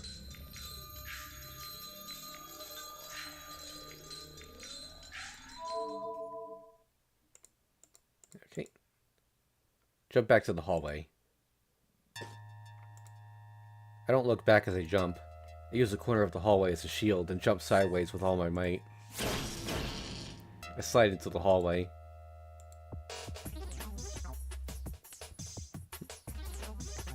It's hurt. Bam. I hear Tosaka cluck her tongue as something heavy hits the wall. Wait, what'd she just do? I get back up and look behind me. The wall I was standing in front of until now is smoking. And To be more precise, there are 3 fist-sized burn marks on the wall. It's a projectile weapon. No, that thing is called a curse. That'll affect the target with a disease. Wait, that was a bigger shot than I thought it would be. Did she give him a concussion then? The Gander shot Tosaka was talking about should be something from Northern European rune. An indirect curse that worsens the disease of one being pointed at. Oh, it does come from a rune. Okay, because Alco and Alice in Witch on the Holy Night mentioned that they needed a rune to erase someone's memories. So, alright, so I guess that does add up then. Its effect is to worsen someone's illness, so it shouldn't be something with any physical effect. Tosaka's Gander shot is made with such dense magical energy that it looks like a bullet. Although, actually, this is talking about the Gander shot, not the memory eraser. That's something different, I think. But, yeah, whatever. The problem is, its power is like that of a bullet as well. Wow, as expected of Tosaka. It's such a brutal use of force, making a slow curse into an immediate curse. Wait, is she trying to kill me?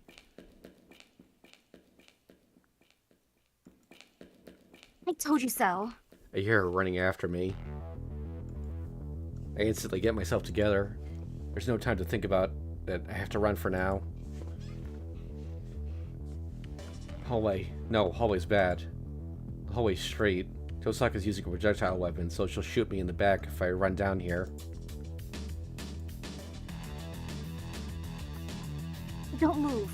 Tosaka sprints out from the corner. Just before that, I jump into the room beside me, 2F.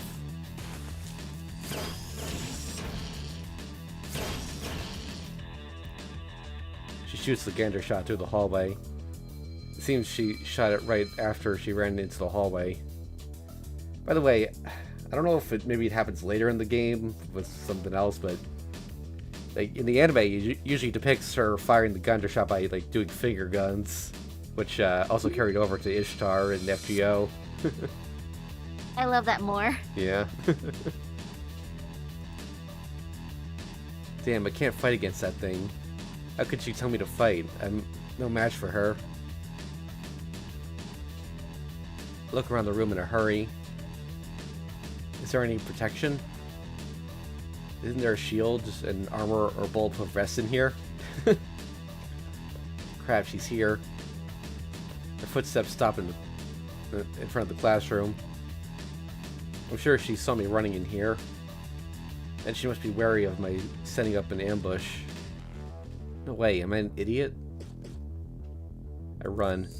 I run from the back of the room to the door in front of the room. In that instant, the Gander shots are mercilessly shot into the classroom. Jeez, she's shooting them like crazy. The bullets go through the walls, hitting everything in the classroom. Ouch, it's to my back. It would have gotten me if I hadn't moved. No way. Why are you still standing? Tosaka Rian jumps into the classroom.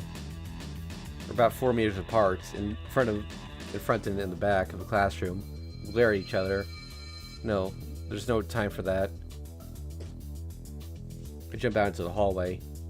Running into a room isn't a good option. I'll have to run to the staircase over there. Man, she's really merciless. I just scraped my head. Hey, it scraped my sides as well. Ow, ow, ouch! Damn it, are you serious? It won't be alright if I get hit with that thing.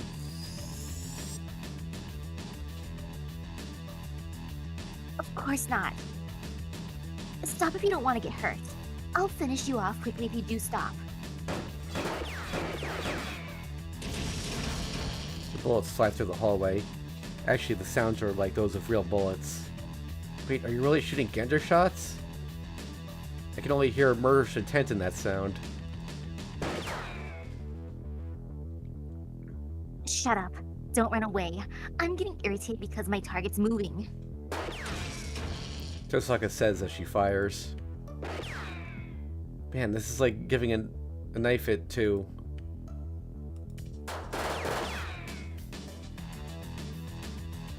I don't know who said Hey, it, but yeah. The sound of that's firing. it. Hey, the sound of firing echoes in the hallway, but I made it. I reached the stairs in the nick of time. Ha, ha, ha, ha. I ran down the stairs. And once since I made it this far. I ran down the stairs and reached the landing. Feels like I shouldn't be able to follow me if I make it to the first floor. I gasped. Tosaka took a shortcut by jumping over the railing of the stairs. To put it simply, I had to get past the glaring Tosaka to make it down to the first floor. I'm surprised. Oh no, You're pretty agile. that's his line. I'm surprised. You're pretty agile. I thought you said you had flab. Oh, some veins are showing on Tosaka's forehead now. It's scary how used I'm getting to this. The instant I realize it's coming, I jump sideways and hear the bullets. She hit the wall beside me. I remember in the 2006 anime version of this, like she when she jumps down the stairs after him, she has to cover up her skirt, and he taunts her by saying that she almost flashed him. Wow. I run down the hallway in the other direction. The good news is that I'm down to the second floor. If I'm able to run away and make it down to the first floor, I'm sure Tosaka won't. Damn, you're still following me? You're persistent, Tosaka. Give up already. You're the persistent one. I won't kill you, so give up already. I don't know if it's because she's serious or if she's mad about me running away. Tosaka's Gunder shots are loud enough now that she'll have people calling the cops. This isn't the time to be worrying about such things. Being more powerful means the bullets are bigger. The curse that was just hot when it scraped me is now burning everything it touches. Oh! The gander shot scrapes my leg. My speed goes down. As soon as I figure out she'll catch up before it makes it to the stairs, I jump into the room beside me.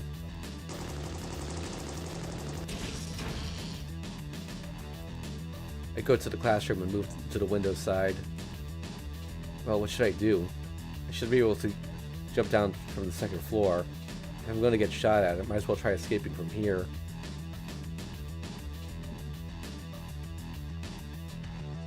And again, more German. I hear Tosaka's voice from the hallway. Something like a thin membrane surrounds the classroom. A boundary field? The instant I notice the boundary field has soundproof effects, I figure out what Tosaka's going to do. I jump to the wall. It feels like a strong magic being activated. I crouch down, tip over a desk, and hide behind it. This isn't like the Gunder shots she fired up until now. I close my eyes and place my hand on the desk. She's casting a spell. Even though she has help from the magic crest, Tosaka is casting her spell. Will I make it? No, I have to make it. I skip every manufacturing process. The process of making another nerve in my spine, and frantically pour magical energy into the desk.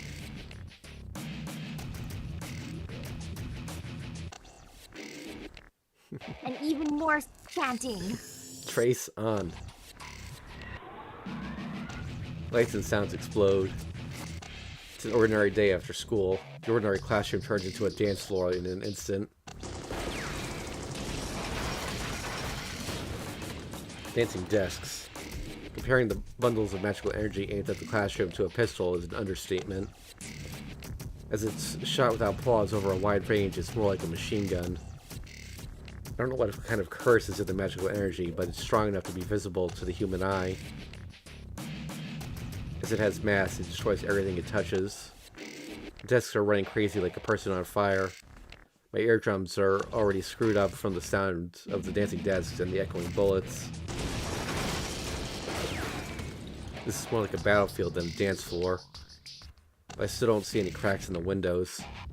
Must be the boundary field Tosaka set up. The room is a closed space now. It seems one can enter this space but not leave. The bullet Bullets fired here are no exception, as the sounds don't escape this room. Jeez. Tosaka's angry, but she's still acting like a magus. I put as much magical energy as I can to produce into the desk, used as a shield. The only magic I can use is strengthening magic. Strengthen the desk to defend myself against this rate of magical energy. Gah. But it's only for a brief moment. My strengthening magic will only endure this barrage of bullets for about 3 seconds. As a result, I have to redo the strengthening magic right when it wears off and repeat this process. Damn, does she have infinite magical energy? The rain does not stop. Maybe Tosaka knows what's going on in this classroom. She might still be attacking because she knows I'm blocking her attacks like this. Then this rain would stop when my magical energy runs out, huh? Slap my shoulders while concentrating on the desk. Well, let's compare our endurance. Let's have a match to see who will give up first.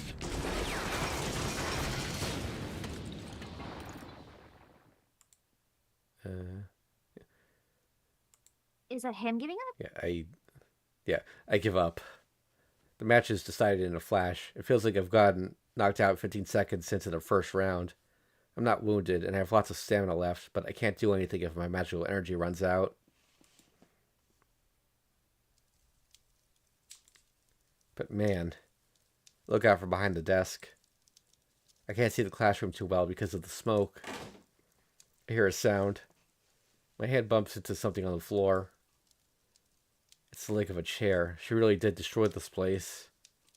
Well, I guess it could be used as a weapon. Pick up the stick and put my remaining magical energy into it. It worked. Wow, I'm perfect when it really counts. I swing the stick I strengthened. Well, won't do me any good to just stand here. I'll be dead if she attacks again. Maybe I'm too used to magical energy as I can't even stand up. Gah. Gah. And this smoke isn't letting me breathe. She's smoking me out, huh?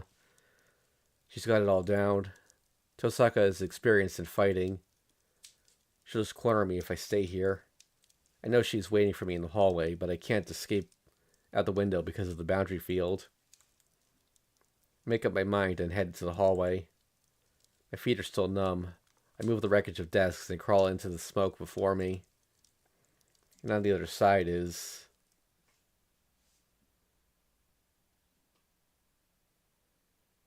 Hey, you finally came out, Emiya-kun. Tosaka is waiting for me, her shoulders heaving. I glare at her and manage to stand up. The numbness in my feet is temporary, so I think I could move them if I wanted to. But it's not like running would do me any good. Tosaka's just tired from running, and she has plenty of magical energy left. Unlike myself, whose magical energy is depleted, Tosaka is just out of physical energy. If you resume our battle, I'm sure she'll shoot me down without hesitation. It's over. Throw away that weird weapon. You can't win now. Tosaka declares her victory. Oh, that pisses me off. I know it's reckless, but I can't help it if it makes me mad. We won't know until we try. Don't say such a thing when your shoulders are heaving like that, idiot. I raise the leg of the chair to show that I'm resisting to the very end. I see. Alright, I was going to be kind to you if you were going to give up. But I guess that was unnecessary courtesy. Let me apologize to you beforehand. Oh, hold up, got a blip on OBS. Uh-oh. Come on. Oh, please, come back. It's weird, like it's okay. I think it's just a little unstable, but okay, I think we're good. She smiles. I wish she wouldn't make an ominous smile like that. Why apologize? I won't forgive you for this, even if you apologize. Oh, God damn it! There it goes again. It's not dropping to 0; it's just getting to like a third of what it's supposed to be.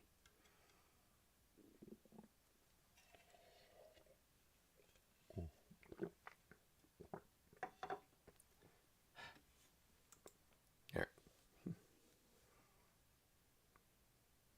I think that was his line there, but yeah. I'm apologizing for what's going to happen, Emiya-kun. I can't hold back if you're resisting, right? I can't apologize to you if I happen to kill you accidentally. She's serious. Well, she did seem serious, but I guess that made it really serious. I finally realized that I'm in a hopeless situation.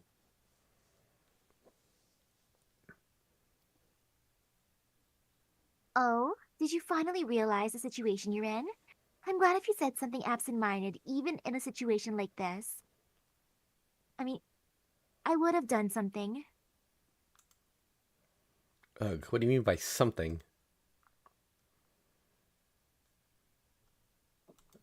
She glares at me. I see. I guess this is what she meant by absent-minded. This is your final warning. Throw away the weapon and give me your command spell. It'll rip off the nerves in your arm in the worst case. But it's better than losing your life, right? Give up my command spell. My command spell is something I can hand to her, and most of all... No, I can't do that. I see. Let me ask you why. I can't give you my command spell. That's like telling me to betray Saber. I see. I'll give you 3 seconds. It's your life, so you decide. Tosaka raises her left hand. Red she'll release her gander shot the instant I refuse. I... Food chart here?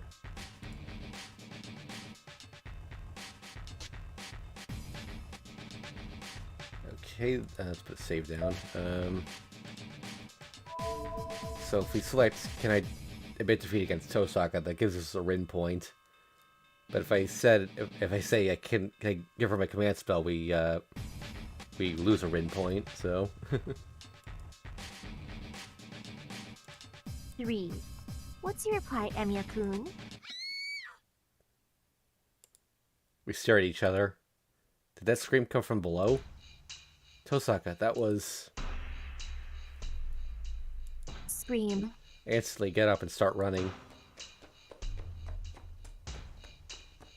Hey, do you know where it came from, Emiya-kun? No, I can only tell it was below us. Hold on, I'll lift the boundary... Oh wait, no, it's her. Hold on, I'll lift the boundary field now. I run down the stairs.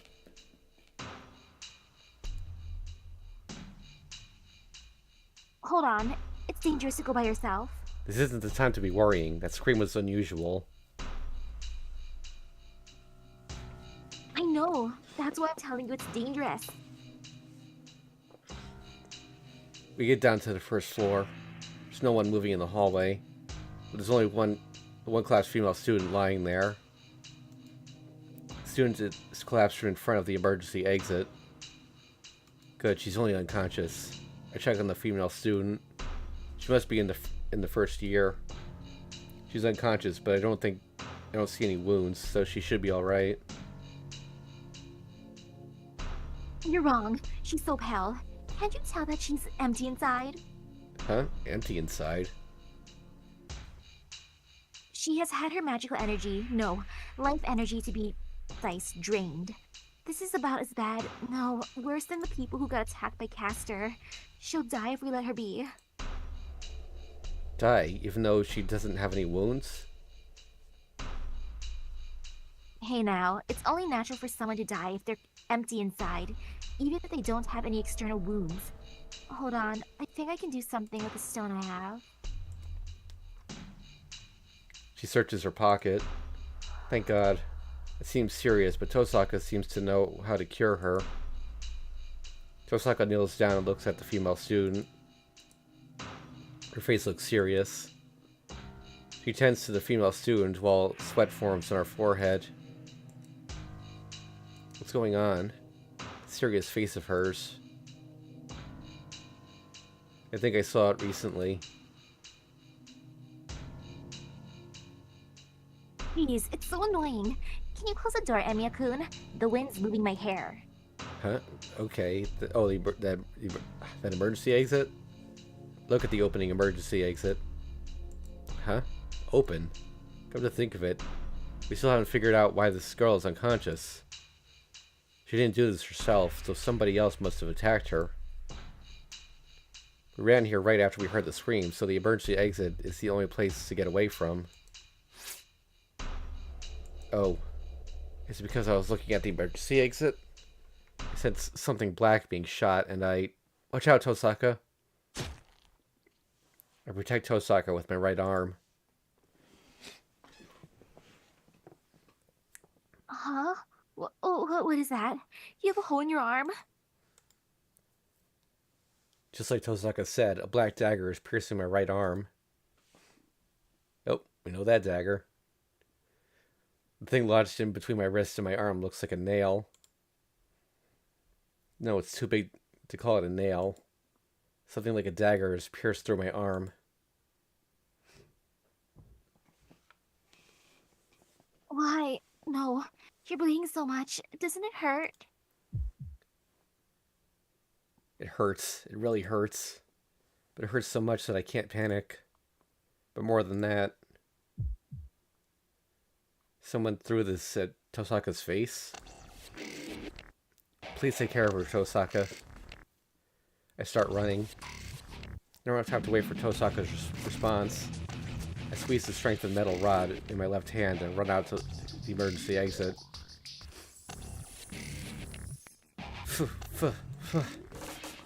I run while dangling my right arm. The arm's red below my elbow. Is there some bad luck with my arms today? Misaki told me to give her the command spell on my left arm, and now this one has almost got ripped off. It has to be around here. Look around. I don't know what I'm feeling, but I certainly feel it. The person that attacked that female student. The person that attacked Tosaka with that dagger is nearby. The person is still around. If I close my eyes, I can feel the dark magical energy moving. Below the archery range, in the woods, behind, rather. I jump over the hedge and run across the moldy land. Then, between the trees, someone I recognize is standing there, smiling. Shinji? I stop. Why is Shinji here? He's missing right now. No, Mitsuzuri's the one missing. Shinji's the last one who saw her, and the injured arm throbs. The instant I fall to the ground, a nail-like dagger is thrust in my throat. I instantly dodge it. I just keep falling and keep rolling forward to avoid it. Ha! Gah! My throat. It scraped it and my skin's cut. But this is rather fortunate. If I had been a second too late, it would have been my throat that got cut. You! I instantly get up. In front of me stands a woman in black with an irritating smile. A servant. I'm sure of it. A concentration of magical energy even Tosaka cannot stand up to. An ethereal beauty and a thick smell of blood. I don't know what class she is, but her existence is beyond human. She disappeared? The black shadow disappears from my vision. My instincts tell me I'll be killed. I desperately swing my weapon above me. Gah! I parry the nail coming from my head. For my head. She's like a spider, jumping through the woods as if she's sticking it to the trees. I run. It was just pure coincidence that I was able to block that surprise attack. I can't block another attack, and there's no way I'd be able to get away. Ha. I run to a nearby tree and put my back against it. It should be able to block any attacks from behind me now. No, I have to believe that it can. Damn, her figure stands out so much, so I don't see that servant in black anywhere. She might be jumping from branch to branch as I don't see her coming down. Sweat rolls down my forehead. The sound of chains is like that of a snake aiming for its prey. I suppress the laughter trying to escape me. The sound of chains echoes through the woods. Even though I might be killed in the next moment, my mind is completely blank. I don't have any notions of time, and the guillotine isn't coming down. Ha! Ha! Ha! What's strange. The battle should have been over by now, but I'm still alive. It's so strange that I think I might have been killed by that previous surprise attack, and I might be merely dreaming now. Saber. Can't match a servant. Then I will have to rely on her. The command spell. If I use the command spell to call Saber, I should be able to escape the situation. But is it alright? If I place myself in this dangerous situation, then I should hold responsibility for that. And most of all, I haven't done all I can do. That's right. I have a weapon in my hand, even if it may be a weak one. My body can still move. This is a bad position. I only have one move. I only have to move away. I can call for Saber after that. I'm surprised. Oh wait, that's Ryder. I'm surprised. You're not using your command spell. The voice echoes. She's above me. Not a branch somewhere, as I expected. Unfortunately, I don't have too many left, so I don't know what I'd do in the future if I use one for something like this. And well, I don't really know how to use it. I see. You must be brave, unlike my master. I search around me. Where is the voice coming from? Then I shall alter my course of action. I cannot go all out against a master without his servant. I shall kindly kill you. The voice stops. The sound of chains is the only sound echoing through the woods. She's coming. What I have to do is get out of this place. To do so, I would have to block her nail a few times. The fact that I have to defend myself using a chair leg is so pathetic that it's funny. If I at least had... this stick was as splendid as the weapon he had, I might even be able to counterattack. Here I go. I don't have time to think about what ifs. It's about 30 meters to get out of the woods. This isn't much compared to the chase I had with Tosaka. I run.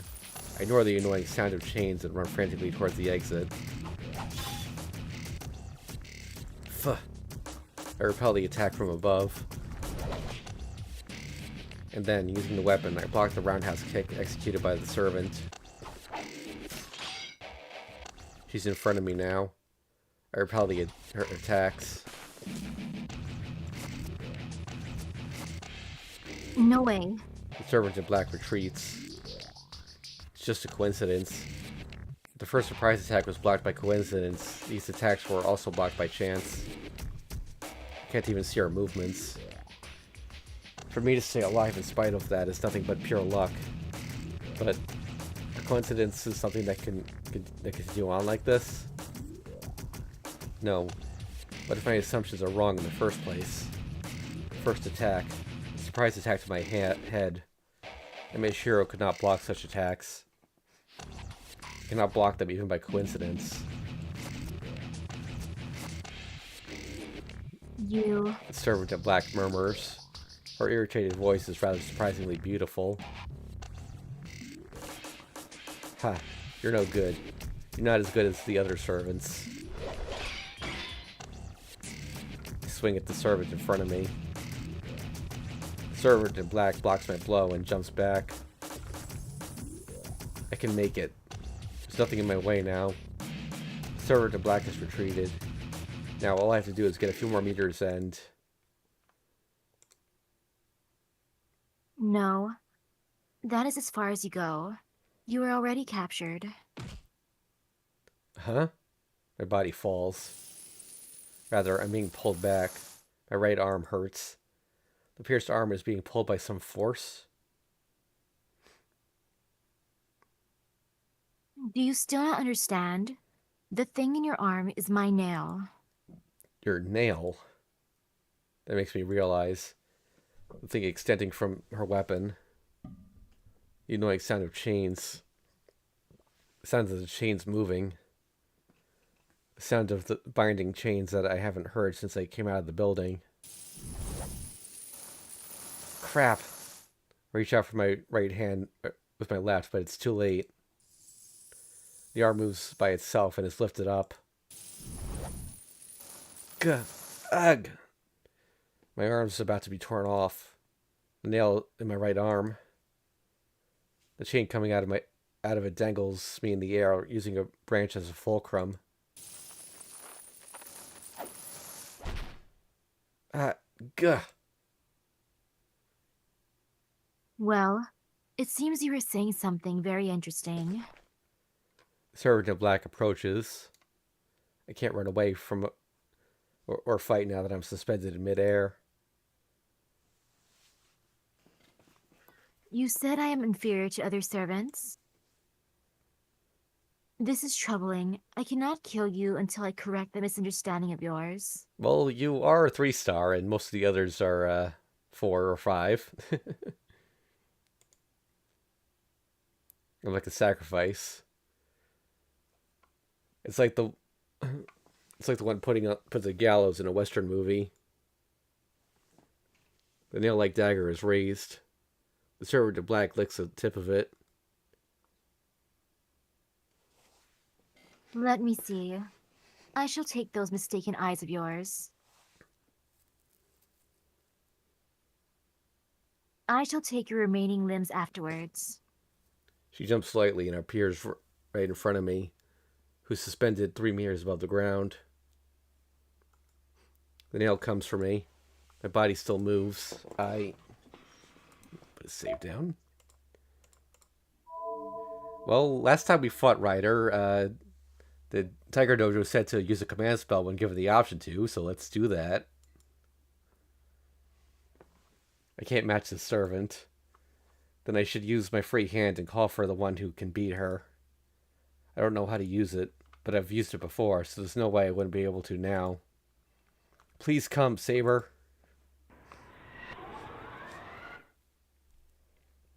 I feel the vision is filled with light.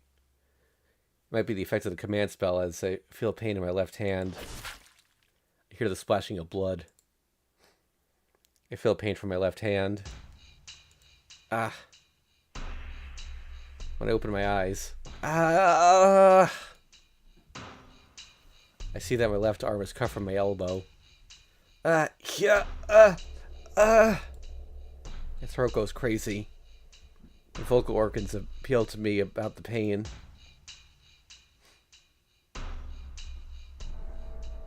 Well done. You were bound to use a command spell if I kept your left hand free. You were twittering nonsense before, but you are no different from other masters once I've cornered you. You are only a person who binds the servant using your command spell. But Twitter doesn't exist yet. It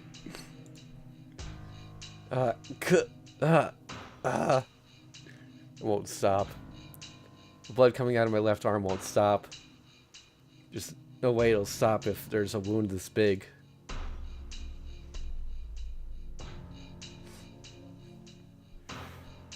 To make you use your command spell, I fulfilled the condition I set for myself. And the other thing would be to gouge your eyes out. But I shall spare you from that. You have fulfilled me enough with your voice of anguish. I will orgasm if I gouge your eyes out as well. Okay. It's like, okay, thanks. Thanks for sharing. My bleeding won't stop. My consciousness fades. Before I really die, I have to call for Saber with my command spell.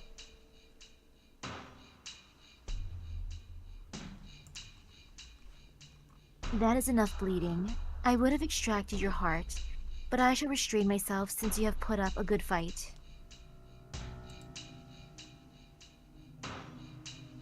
Archer's master should be here soon. You shall survive if you are lucky, but your brain will not function even if you are saved.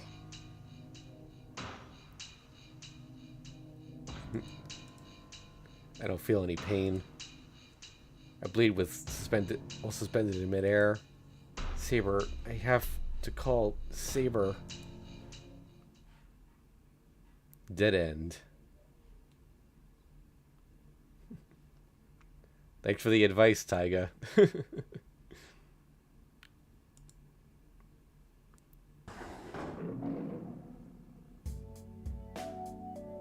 Hi, this is everyone support the Tiger Dojo.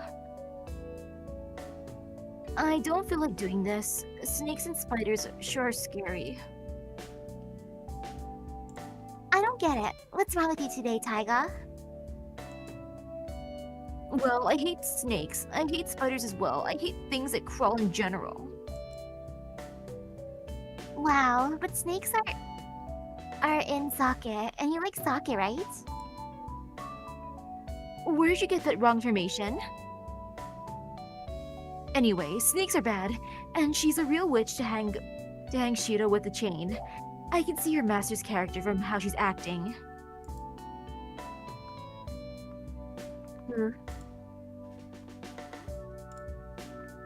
Hey, why are you two laughing? Nothing. I'm just thinking about how brave you are. Only 7 more times until you're dead.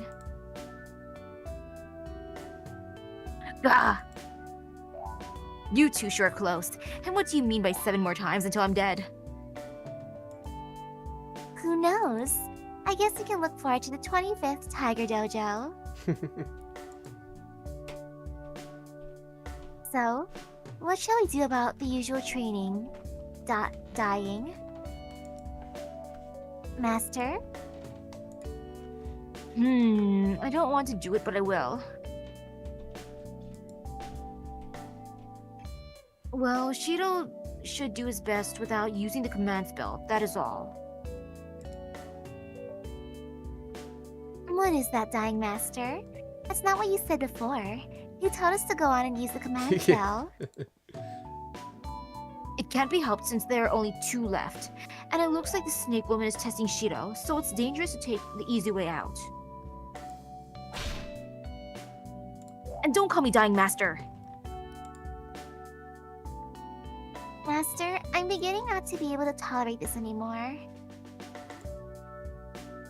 I think it's forgivable to hit a lady's head. No can do. I have kept it a secret until now, but there's a petition that was sent to me. Please re-educate the selfish lolly character with your powers, Sensei. I have read this and decided to act like a devil to train you. What is it? Who's this petition from? That's a secret. Shiro has told me, please keep it a secret, since she'll do terrible things to me if she finds out.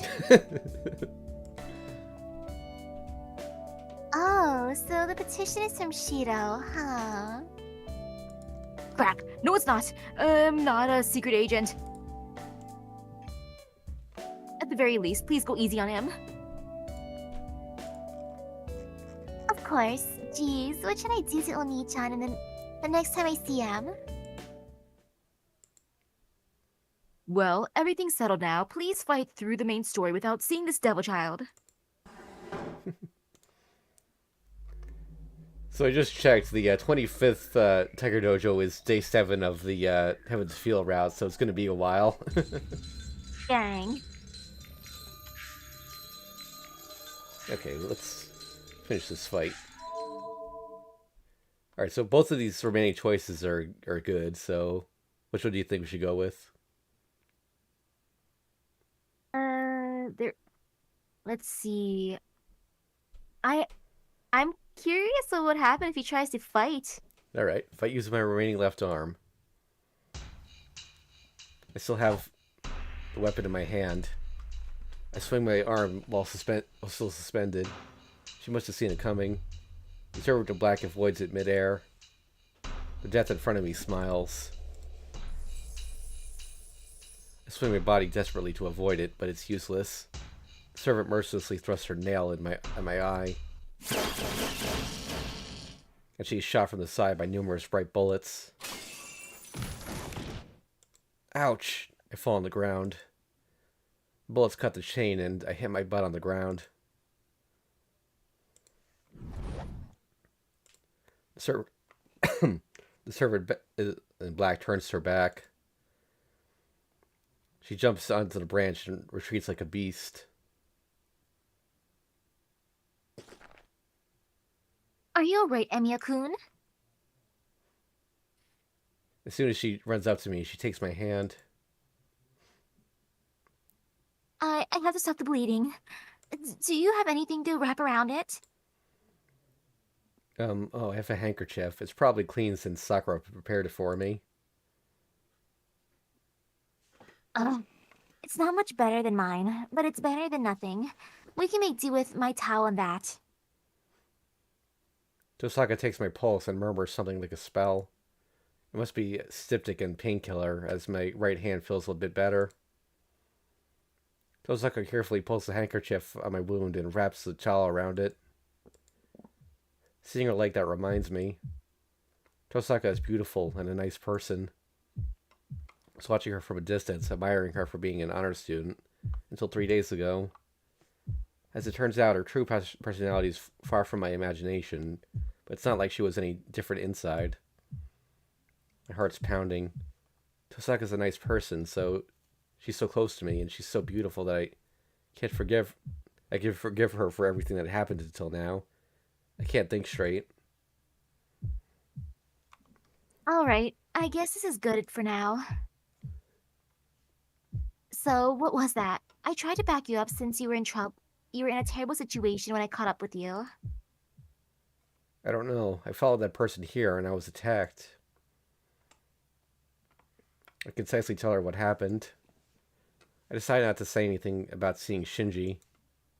It might have been my imagination, and even if it was him, I don't have any proof that he's connected with that servant.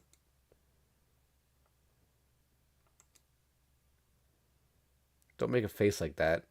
I couldn't tell who she was, but she's a servant, so that means there's another master here. Yeah, I knew there was another master at the school. So this means that master finally made a move. Tosaka slumps her shoulders. It seems Tosaka already knew about the third master. Then that master is the one who attacked the female student? Hold on, Tosaka. How's that girl? She's doing better. She's sleeping in the nurse's office now, so her life's not in danger. I see. That's good. I sigh with relief. That means all problems have been resolved. And what's left is... Huh? Why are you staring at me? Hey, I won't do something like that. I don't know how she misunderstood. Tosaka, sometimes making the stupidest misunderstandings. Hey, I know that. You won't do such a thing. What I want to ask is if you want to continue. Do you want to keep fighting or not? Hearing that, Tosaka freezes. How long did it last? Tosaka glares at me once, then hangs her head as if giving up. That's fine, but it troubles me if she makes such a face near me. Tosaka, what do you want to do? I won't do it. This is it for today. I'm not in the mood anymore, and I owe you for another thing. She gets up and brushes dirt off her knees. Let's go. I know it hurts, but bear with it until we get to my place. Tosaka offers me her hand. I tilt my head in wonder and look at Tosaka's eyes.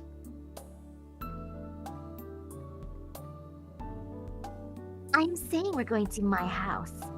You can't heal that wound yourself, right? Oh, well, that's true, but why? Hey now. You'll die of necrosis if we leave that wound be.